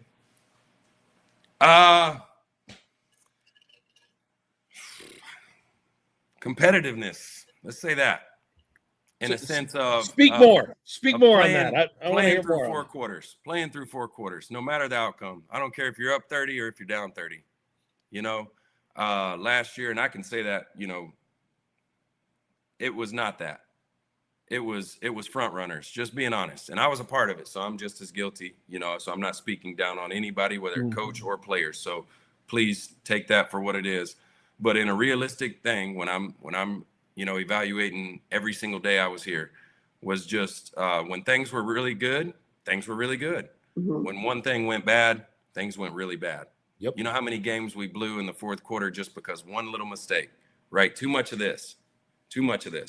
And it's going to be a point of emphasis as a staff and as an organization that we are who we are. And it just goes back to that standard. It don't move. It don't, oh, my guys are, sore today, so we're going to take it. No, there's a standard, and we got to stay at the standard. We can't budge, and I think that just putting them in uncomfortable situations in practice, for one, game type situations more, in practice and situational football, 1 minute drill, you're down 6, blankety blank, just putting them in situations that you're really going to be in a game that matter, so when it comes down to that, it's not deer in the headlights type of feel, and I think a couple of times we were kind of putting a deer in the headlights type of feeling when you looked at the guys and they were like, wait, shoot, we're up 3, but there's 40 seconds left. Like, do you score? Do you not? All the different things that go into it that some of the fans hate, right? Because like, why didn't he score? Or why did he do this? Or, but I think competitiveness and a competitive drive to be the, like, truly be, not just say it, but be the best versions of themselves, and not to lose that. Because when a coach at the next level puts on the film, if that's what they're driven by, right, to move on, they're not just, they're watching your tape. And if you have bad tape, no tape is better than bad tape. Remember that. Write it down. No tape is better than bad tape. So just because you're down or something went wrong and you're upset, well, they're just watching the tape. And once they see that, you're already behind the 8 ball, right? You're trying to climb back up this ladder to get where you're going. They're just moving on to the next guy, So heart, Yeah. finishing, like that kind of stuff, that was just. Coaches and scouts are not watching the score bug when they're watching your video. No. So when you blow that blindside block, they see that. They don't see that you were down 25 and there was only 2 minutes left in the game. Right, like, we're not going to block, it's over, or, just body language. Sorry, there's another one I want to throw in there. Body language. You're going to see good body language. It don't matter what. Wait, we're not gonna have any more hands on our hips. No hands on the hips. No throwing your hands up. Just compartmentalize, right? Like, bad play happens. It happens. Life happens, right? You can't just sit and sulk in it. You're not going to go anywhere. You're not going to do anything. It helps nobody. It helps. Don't help them as a player, right? It's just going to feed off into the next thing. And then now you just put one bad thing on tape, which you're human. You're going to make mistakes. But now you got a whole slew of them. How do we explain that to the next level? You know what I mean? How do you explain that Monday in film? So just different things, right? And like I said, I'm not guaranteeing everything's perfect, man. They're going to mess up. We're going to be human. You might see some bad body, but I'm saying a point of emphasis is that, I've people never that love the game and play it with a purpose. I've never been a player. I've never coached the game, but I've been around and I've been a fan for a long time, and nothing drives me more crazy than watching offensive and defensive linemen with their hands on their hips between plays. Yeah. It just drives me insane. Yeah. I know what it means. Yeah. I know what you're signaling to the other team. It's like blood. But if you know what it means and you said you ain't played, what do they think? They know. Yeah. You know what I mean? So it's it's a thing, right? We're going to be in shape. Like I say, that Coach Mike's a huge addition in that strength conditioning program. I think we're going to be ready to go. We're ready for full quarters. That might be the biggest thing that has come out of tonight and talking to you, the idea of adding strength and conditioning, which is just not something that happens on this level. It's just not a place we spend resources on this level. And I think it's huge. Overlooked. And it is a huge part. It is a monster, from injury prevention to just overall playing. Absolutely. You see teams take off to start the year, and then week 8 start dying down. Well, their bodies are getting broken down. Well, why? Because they're playing games and just practicing. There's no real program. Like Coach Mike has a method to the madness, right? There's a reason we're going to do everything that we do when we do it, and just how hard we work, right? It don't stop just because you're a professional athlete, man. Matter of fact, turn it up a notch. You know what I'm saying? You're pro athletes, and there's not going to be no catering to you're a pro athlete. So we're going to take it easy Monday through Thursday, get you ready Friday with a walkthrough, and then we're going to expect you to play at the highest level possible on Saturday. That's insanity, right? You're expecting something that'll never happen. So putting them in uncomfortable positions, strategically smart, right? We're not just out there to kill these guys throughout the week. But I mean, anybody that's ever played this game and played it, at a high level or whatever knows, and work is undefeated, man. Work works. You know what I'm saying? Yeah. It's there's no hidden potion that you can just pull out or no just blueprint.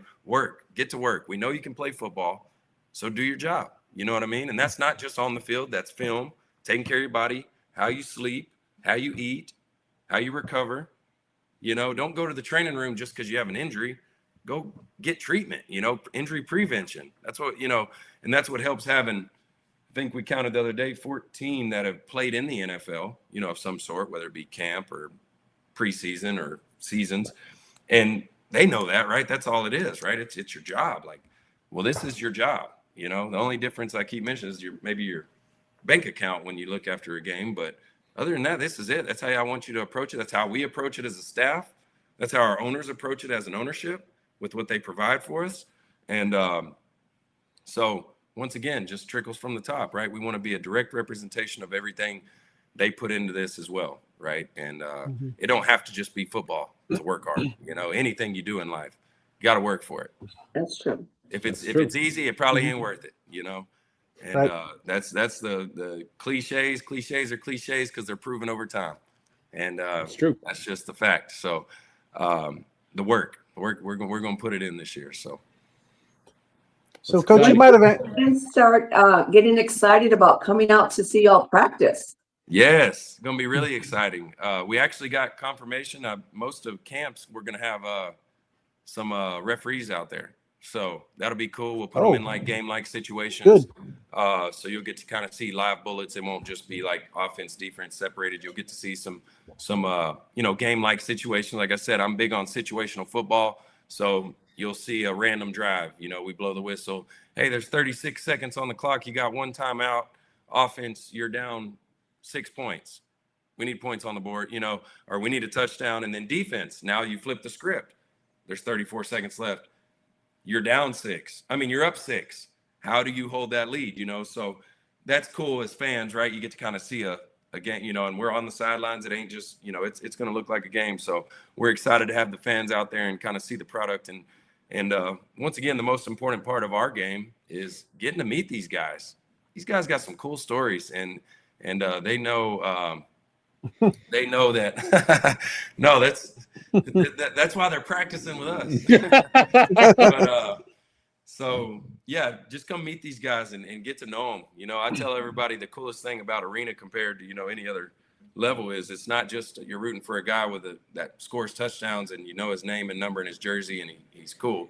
It's this guy. You know what I mean? You heard his story maybe he told you something that helped turn on a light in your life or helped your kids or something. And right. And now it's not, I'm just rooting for Jimmy, it's like, that's Jimmy, he read to my kids at school or he told me about how he got here. Just get to know these guys. They're all open for it. And humans too, right? They're not just football players and they all got some unique stories. And that's where it falls back to, I think we can learn something from everybody. Mm-hmm. You can learn something from everybody. So it's really cool and rare. You get to run into some of these guys. How many times do you get to just hang out with a first round draft pick, that's willing to sit there and hang out and do all the things and then loves this for what the game offers and how we get to interact with fans. You hear him talk, that's what he loves too. And just really unique. So we're excited to have y'all out there at practice. You mentioned the officials. Is there any, they're being there for practice, is there any of the rule changes that you're most concerned with as far as the impact that they're going to have on play this year? Actually, no. The rule change in voting went really well. They threw some rules out there that were head scratching, to say the least. The league-wide rule meeting was 2 weeks ago. And honestly, I was a little concerned. There were some things that kind of changed our whole game that would have been really hard to explain to fans on here, right? This could have been a whole different conversation had those rules went the other way. We would have spent 2 hours talking about that because I'd have had to break it down to you. But just smaller rules that I think are very fitting. And I'll cover some few of them with you if you'd like me to. Was the personal fouls are no longer 15-yard penalties. They're 10. Okay, we play on a 50-yard field. You can go from the 5 to the midfield, with a personal foul. So that's realistic, right? Still a first down, but it's only a 10-yard penalty.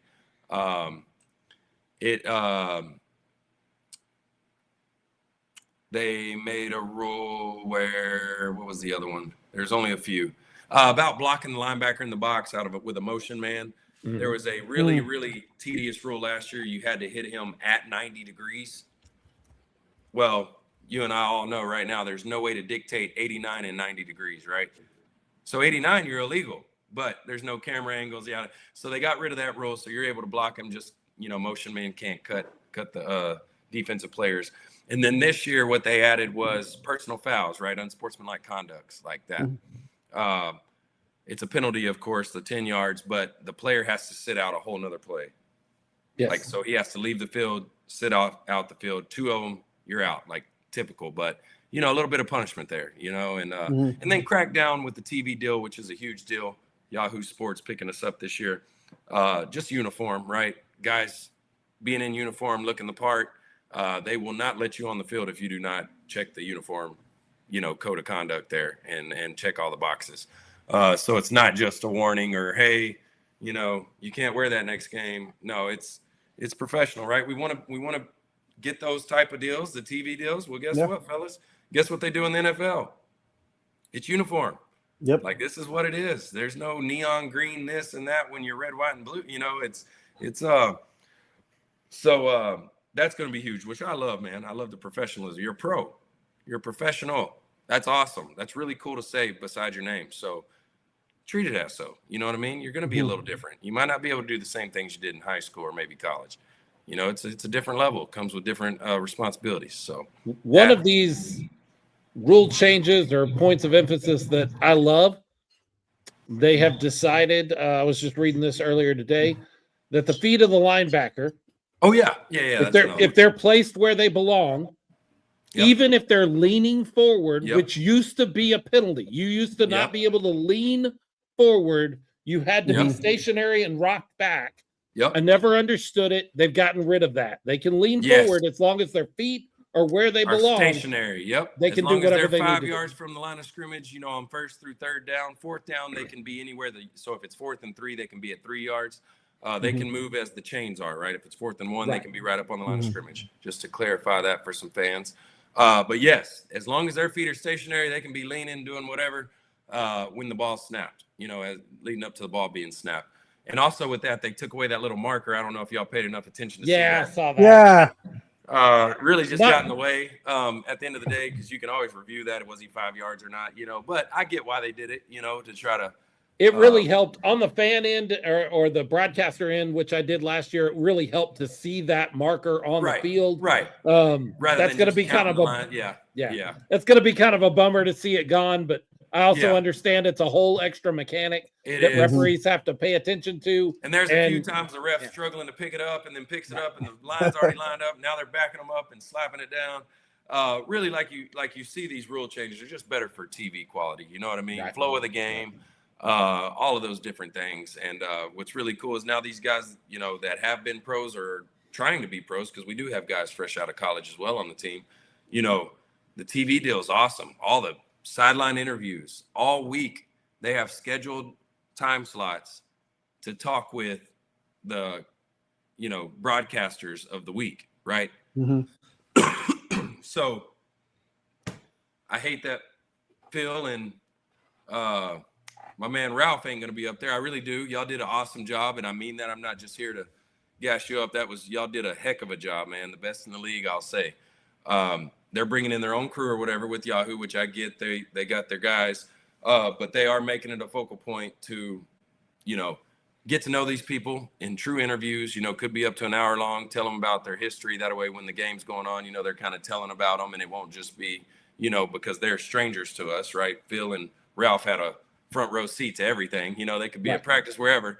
These people are going to take the time. So as an athlete, you're getting to see what that's like, right? Because that's your life at the next level. Like it's mandatory. So another part of the professionalism, I like to use that word because that's what we are. They'll get a good dose of that here, and hopefully that Yahoo Sports goes well and just continues to grow like it has been in the last few years. This league in general, so just trajecting, up. So really cool, unique part of this, and was another good selling point to these athletes, right? These guys that were unsure about the indoor game. I hated getting semi-pro from, even as a player. Oh, you are semi-pro. No, it's not semi-pro. You know what I mean? Like you'll see some of the best football players you've ever come across in an indoor football game. It just is what it is. It's just hard to get to that NFL, right? I know, and that's why there's so much respect for those guys. Like just to even get there is crazy. To stay is insane. And I'm a victim, right? Your favorite team, they suck, so you're like, the quarterback sucks in the NFL. I'm that guy.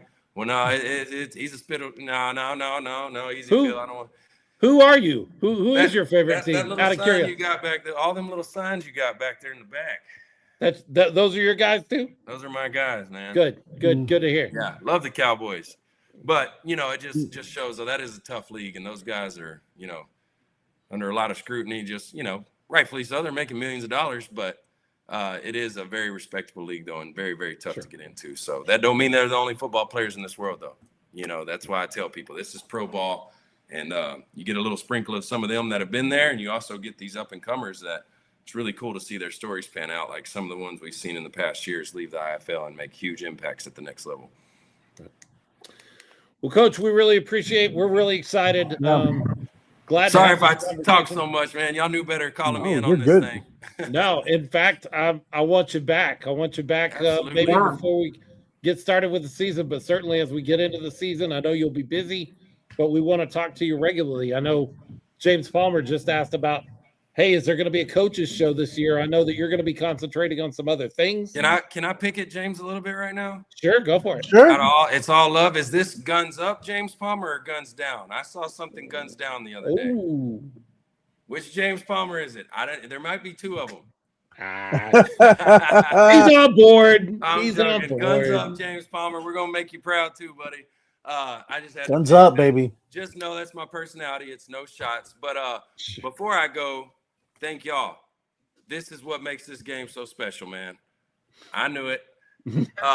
This is what makes it so special, though, is what y'all do for this, man. For the fans, you see how many people engage every time I watch y'all show. It is super cool, man. The time y'all put into it, y'all don't just hop on and just talk, man. Y'all do your research. You got all the fun facts and stats that this game deserves, man. And it's really, really cool to be a part of that. And I am honored to be on with y'all. And anytime you want me on, if you got the time slot, I can shut up a little bit. But if I don't overdo it, I'd love to be on with y'all, man. And very transparent. You know, y'all are what make this game go. Just being completely honest.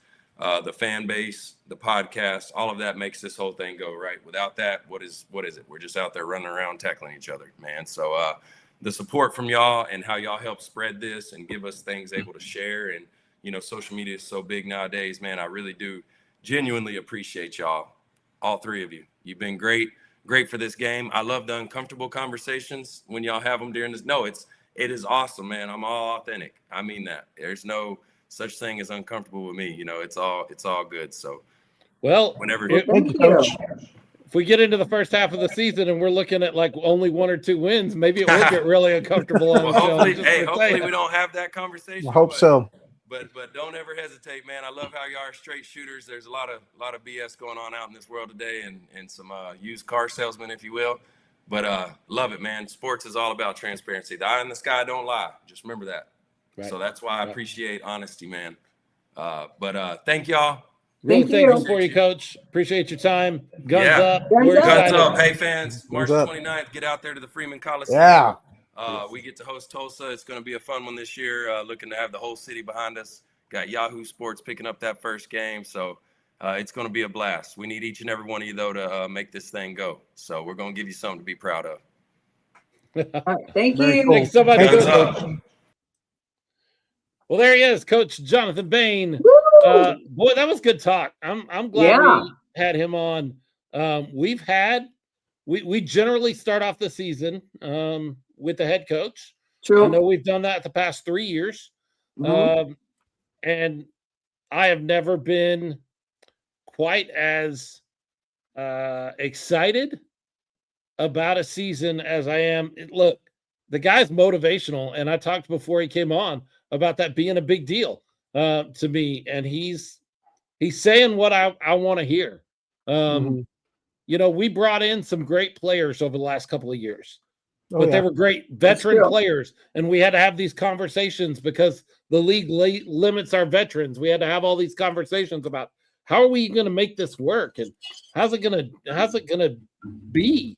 We don't have that issue now. They're looking at a different way of doing business. Leo, the strength and conditioning thing, why has that never been a Huge. thing I before? mentioned that. I Huge. have mentioned that in You the have past. mentioned that before, RC. You absolutely Huge deal. Huge deal. And he hit the nail on the head on one of his points where he said injury prevention. I mean, that's the best way to keep your guys from getting hurt out there. And Yeah. we've had our fair share of injuries in the last few years Yeah. as gunslingers. Yeah. Huge thing. You know, I think you know he acknowledged the shift, but Mhm. at the same time trying to keep things local and being proud of, you know, our Texas home base. It's not what it used to be, for certain. We know that as fans.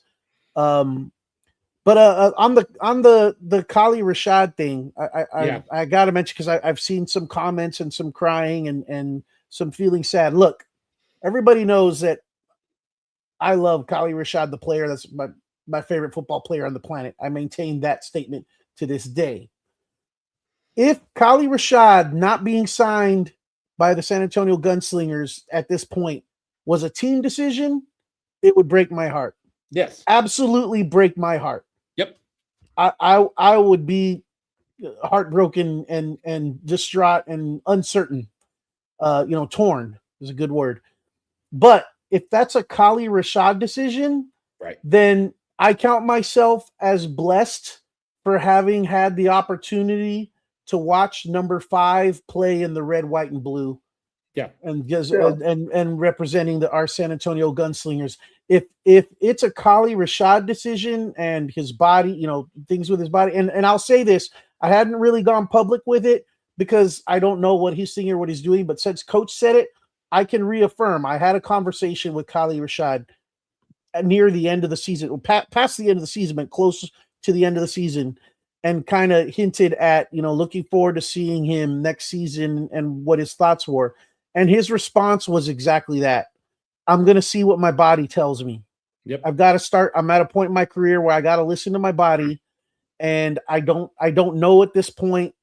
He said, I'm a gunslinger at heart. I'm always going to be a gunslinger, but whether I'm out there playing next year or I decide to do something different, I've got to just give it some time and see what my body tells me. And that's what he told me. And that's pretty much what was reiterated from Coach Bane right now. And he's just waiting on that call. So that makes me feel a lot better about the lack of news on whether or not we still have 5 on it. Right. I hope to see him continue to play as a gunslinger. Whether or not that happens, I don't know. But just knowing that right now at this point, it's a Kali Rashad decision and not anything else, I feel a lot better. And like I said, I feel even more so. It was a blessing to be able to see Kali play representing San Antonio as a gunslinger. I feel that was a privilege. Absolutely. I wonder if we could hang his jersey during the game or something. Yeah, if they ought to. If he decides not to come back, his number should be the first one that gets any kind of honor. Absolutely, the first one. I agree. He was a player for the San Antonio Gunslingers through 3 leagues, through 5 years, through 2 ownership groups, and always performed at a level that just made the game amazing to watch. And so if you're gonna put anybody up in the rafters, that is a player that you do that with, based on the history of this franchise. I would love to see them honor if he doesn't come back. And hey, I want to see him come back. We don't know. Even if we only get, if he's only able to play half the plays he normally would play because he is getting older and his body is in a different spot. I realize carrying a guy for half time when you only have 21 guys on your roster may not work. But I would love to see him involved. But if he can't be involved, he needs to be honored because he was playing. He was playing in the dust and the dirt of the Rose Bowl or the Rose Palace. In the manure, all of it. He was there. So April Stubing checking in. We love Kali. We appreciate him and would love to see him on the field, but I promise you, he will always be honored. And we know that that's true. We know that the ownership group, we're not saying anything that the ownership group does not also believe about him.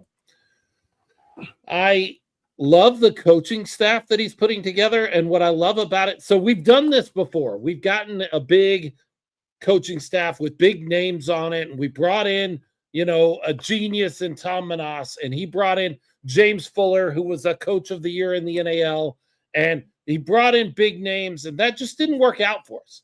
Right. And so now Jonathan Bane and the other guys he's bringing in are younger guys who who have a hunger, who have new ideas, who have a fresh look at the game. Yeah. And I'm ready to see what that looks like. Maybe that will be a key to some different success, because we didn't have success the other way. We didn't have success going out and getting a coaching staff chock full of big names. Nothing wrong with those guys. I mean, I have my issues with some of them, but nothing wrong with those guys. But we did the big name thing, the guys that had years in these leagues. That didn't work. Right. So now we're going to go and get some hungry guys, some younger guys, some guys with some new ideas. And Leo, I know you noticed the positions that they're covering. We've got the offense with Jonathan Bane. We've got the defense taken care of. We've got an offensive line coach and a defensive line coach and a strength and conditioning guy. This staff is very, very well-rounded. And a guy who's in charge of scouting. Yes. Yeah, that's important. Networking is key right now in sports. Jonathan Bane still listening in, said, forgot to mention another rule change. We get 22 now. We get to dress 22. A whole extra player. And if that doesn't sound like a big deal, that's a big deal to get that extra player on your squad for game day. No, I'm excited. Not that I wasn't excited already about Gunslinger football. I have mentioned before that the NFL season is fun and I enjoy it, but this is almost better for me. This is almost something I enjoy more. And I look forward to it. Certainly the bar is set low as a Cowboys fan. It's a low certainly bar. by the time the Cowboys are out of it, I'm ready to get on to Gunslinger football and vice versa. If the Gunslingers are ever just tanking, I'm ready to get to Cowboys football. I'm excited. Look, I know that fans will look at Jonathan Bane as a young guy, as a guy with little coaching experience, head coaching experience, almost none. Or really none. I mean, it's not there.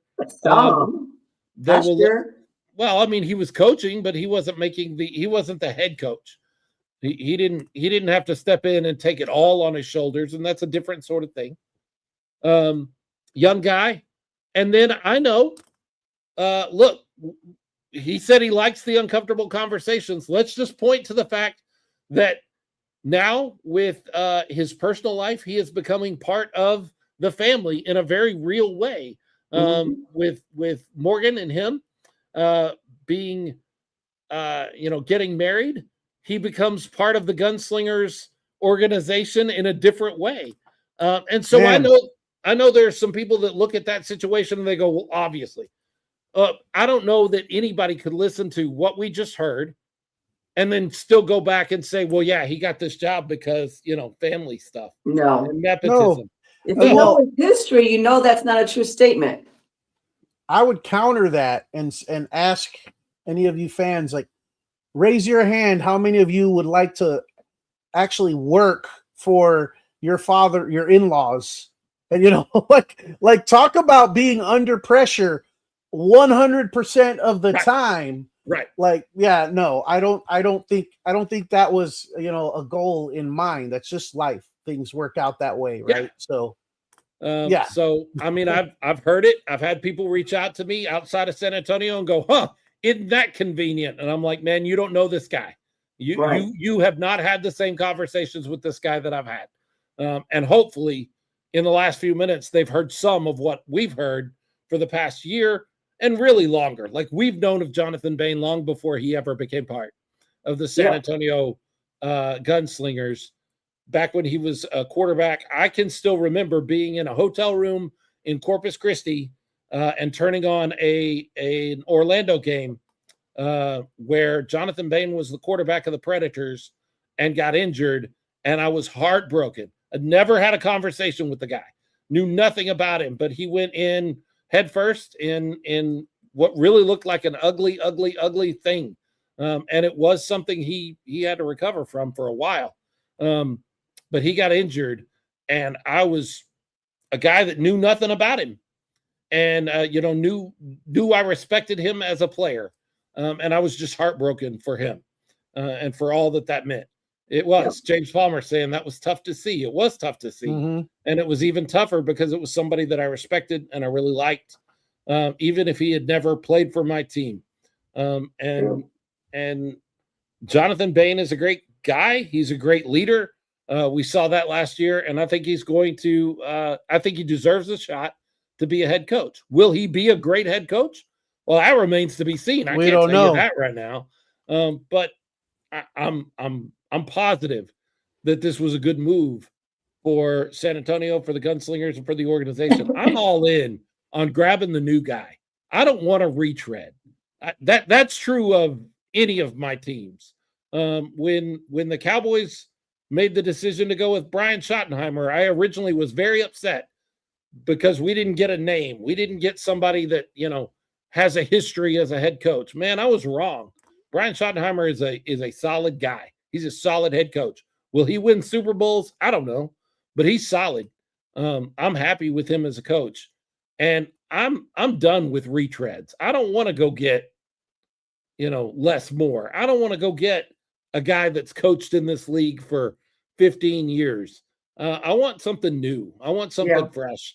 And that's what Jonathan Bane is going to, by necessity, that's what he's going to bring. He's going to bring something new and fresh to the IFL. We'll see if it works. That remains to be seen. It's going to be a One word learning that experience. I keep going back to is that he seems so genuine.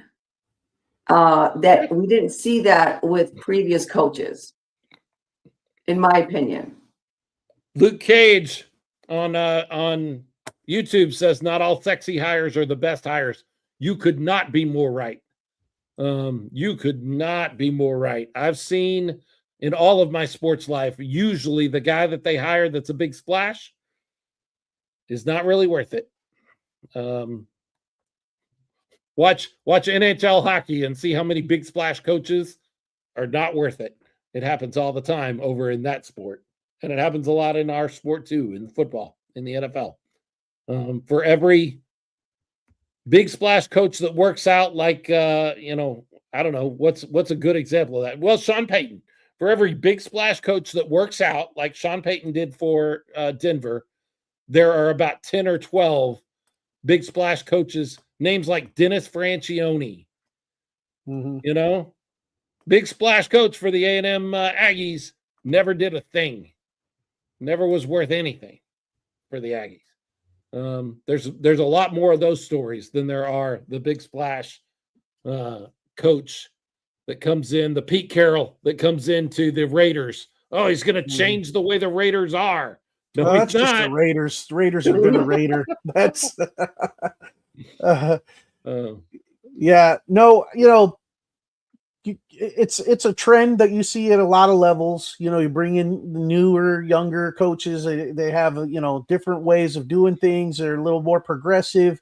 They're unpredictable, which a lot of football is being able to predict what your opponent is going to do. So there's something to that. So it's exciting to see. Those that question or wonder. I'll say this: Coach Bane's heart is definitely in it. Yeah. He's definitely, genuinely in this, and he's going to do his best. What that best is going to look like, that remains to be seen. Sometimes the inexperience can come back and bite you, and he's probably going to have some moments this season where he's going to learn that lesson, and he's going to have to gain some experience and gain it quick in order to be successful. But I'm excited to see what we have, like you say, Philip, the retreads and bring in some of these guys that have, proven records or whatever. It hasn't worked to this point. And, the key is, stability. So hopefully I wish Coach Bane nothing but success, and hopefully, it starts soon enough and well enough that the organization can continue, because the main thing is, as always, getting butts in the seats. And True. marks in the win column. Always been an issue. Marks in the win column help that cause quite a bit. They've got everything else in place. And that's been the challenge. So hopefully they make some strides there, and we'll do our part to help out in that as much as we can as a medium to get the word out. But I'm excited. I definitely think Coach Bane has his heart in it, and he's going to give it his all, and we're going to get a chance to see what that looks like. And hopefully it's going to, last more than a season or two. I'm excited. Talk more about that. What are you excited about, RC, as we get rolling on a new season? Well, I look at, just for example, the NFL. The trend is newer coaches. Some of these coaches are so young, the quarterbacks are young, and I think that we do need some young blood kind of revamping the plan, the strategy, the culture, and I think that he could be that missing link. And I think he's been able to network all these years with the connections of being a player, that he's able to bring some of that on board with this team now. So that's what I'm excited about. I'm excited to really see some good football, some commitment. I did notice last year that motivation did go up and down. And if we can keep that motivation up, I think that would be the key to a successful football season. Yeah, absolutely. What about you, Leo? What are you excited about?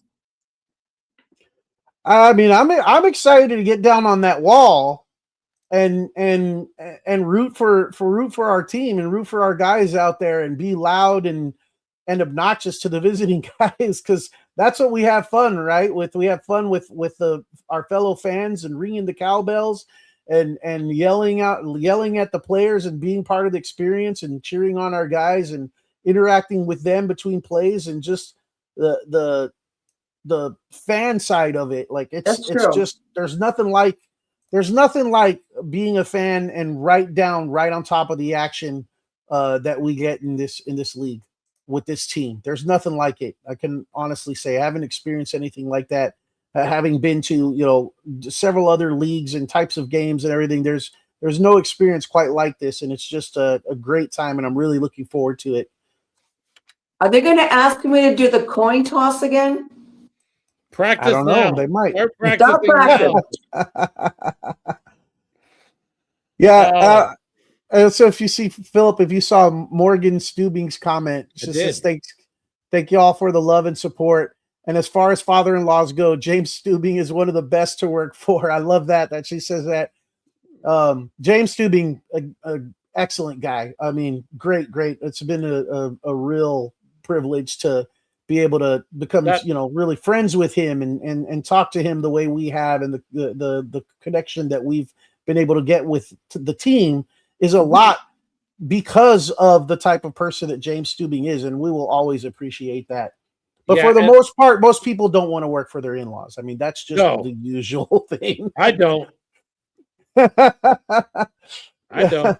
I'm excited about the cheerleaders. We got a new squad coming up. We do. We have a new, but I mean, you're going to have the same people in charge. Cassie's going to be in charge. April and that whole production side. That's what's great, is the side that works is not changing at all. The side that works about the Gunslingers and the whole experience, that whole production side of things, that's the same people. The side that changes is or gets better is the football side of things, and that's what we needed last year. Like we were all having a great time at the games. It was the football side of things that was a little at times, and we're gonna try something new there. We're gonna fix that. Have y'all been practicing the kick for cash? Do you think they're gonna bring that back? I think they'll bring it back. I have not been practicing because I don't. Well, get busy. I don't know. I might hurt myself. And the thicker kicker, he's coming back too, right? I'm excited about that. Tyler Huddle. I was pounding the desk for Tyler Huddle. Was so happy when I saw that re-signing. Yes. Yeah, we expect him to be back.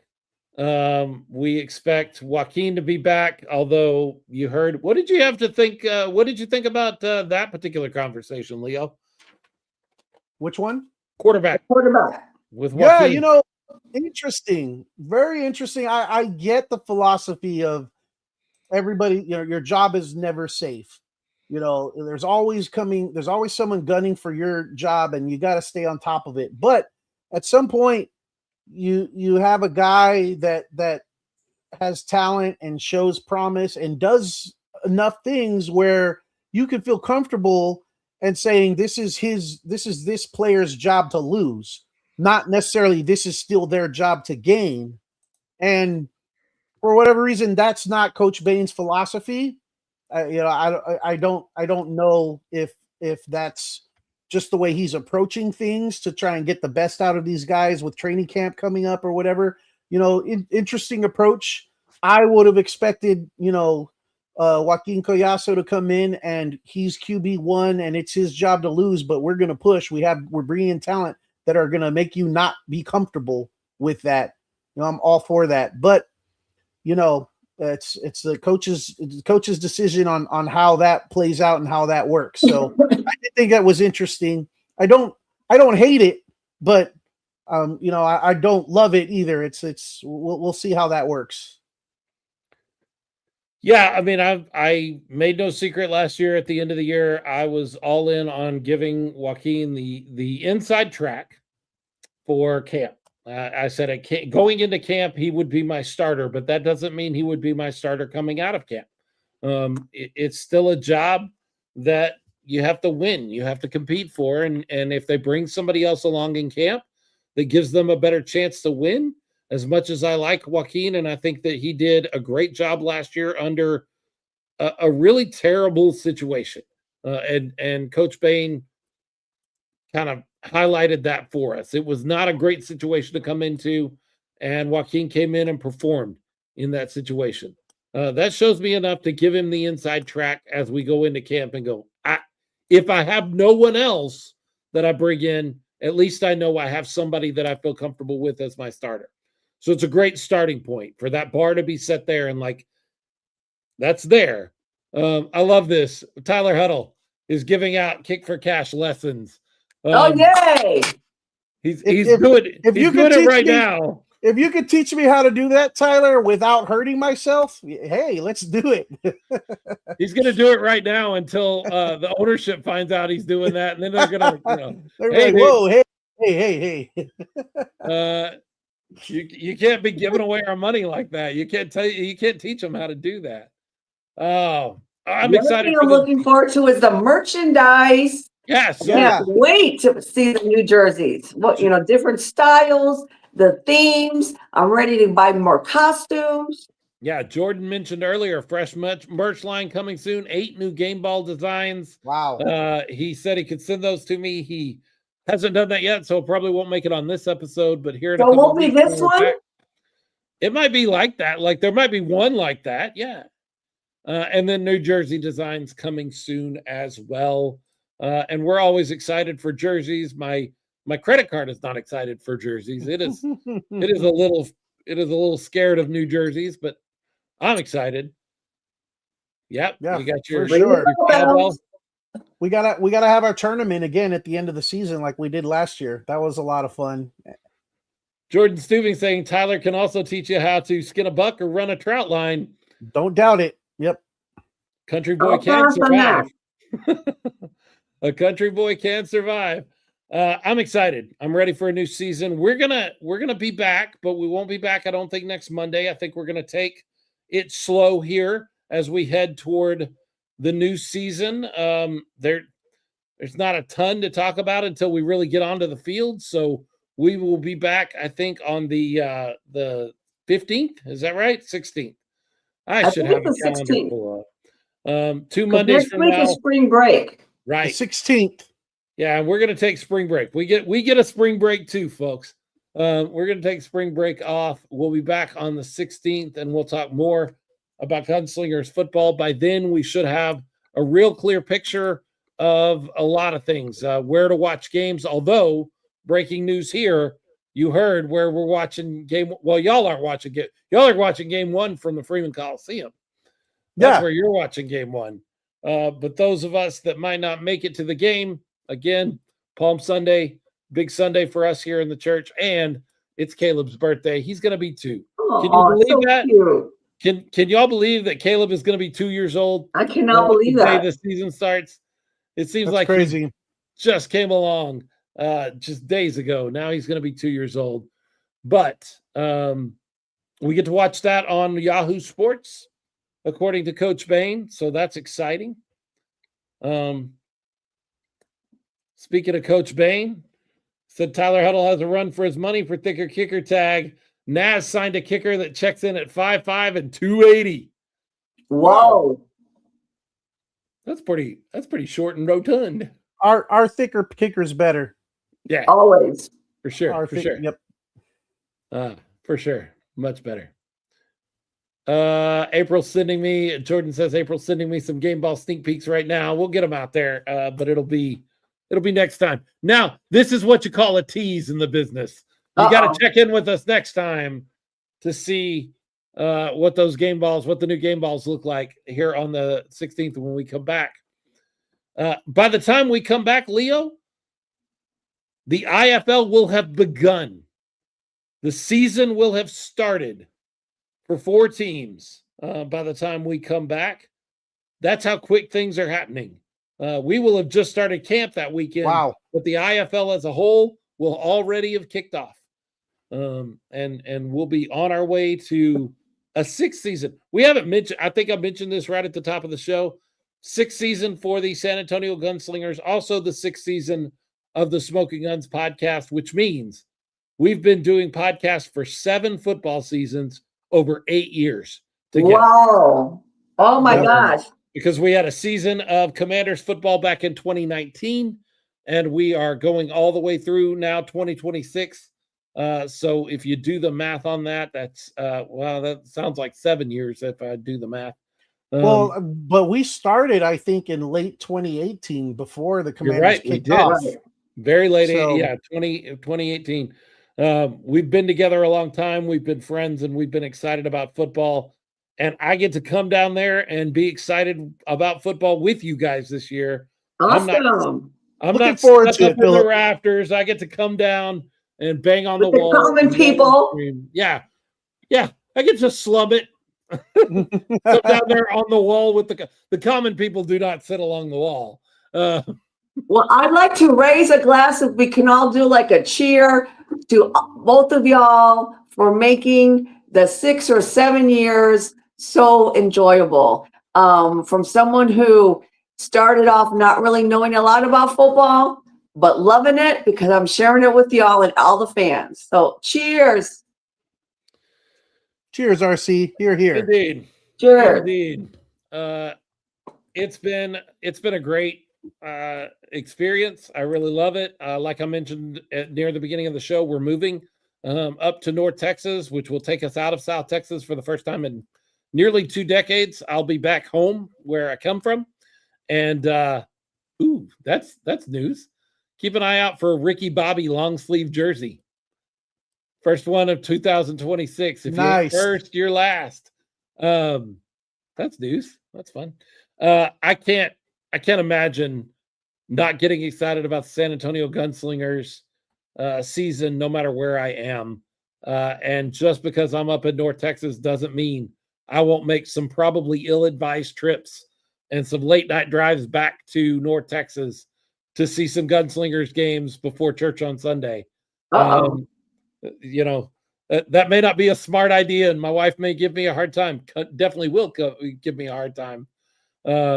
Agnes asking where in McKinney. I don't know where yet. Part of the whole transfer thing is you just put yourself up and say, I want to come that direction. And then they eventually find you a spot. So it may be near McKinney or it may be not. It just may be somewhere in that North Texas area. But I will be around McKinney. They have some great disc golf courses in McKinney. There you go. So I will be making my way to McKinney occasionally as we move that direction. 6 seasons, and 6 seasons that are only possible because we have some incredible folks that partner with us every season. Some of these names have been with us for all of those 7 years or 8 years or whatever, however you want to count it. But they partner with us on Patreon. You can too by going to patreon.com/smokinggunspod. That's smoking no G, guns with a Z, POD. You can join for free and be a part of that community. Although we don't do a lot with that community, it's really something that just kind of helps us pay podcast bills, which are a thing.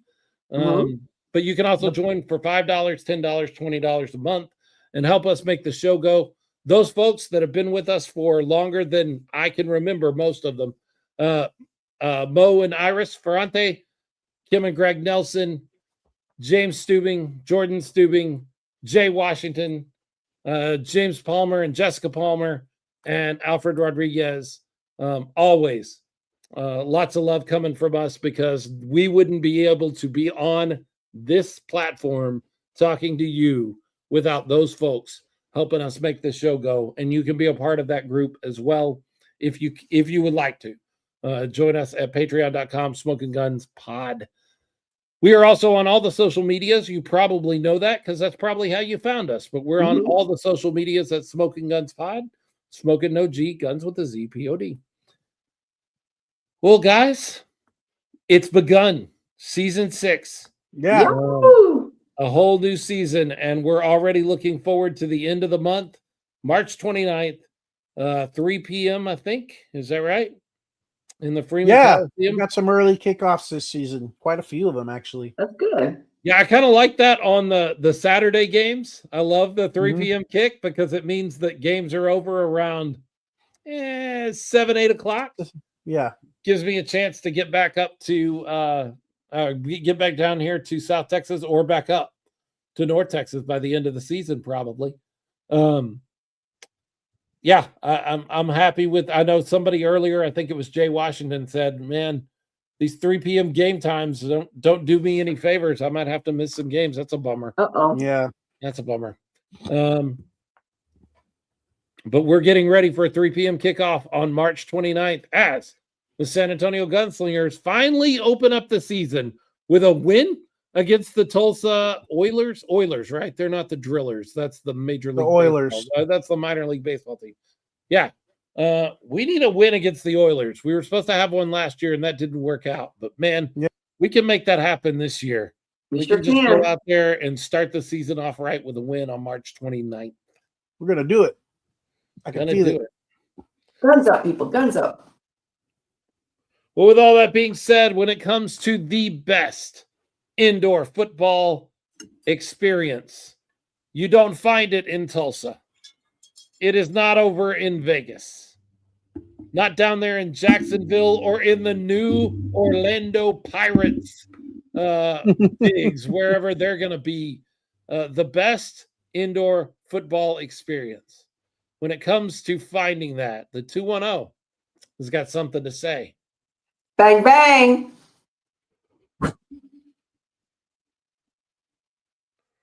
All right. Thank you so much for those of you that are still hanging out with us. The few of you that are still hanging out with us, we appreciate you. Let's get ready for the 29th. If you don't have your tickets yet, get them.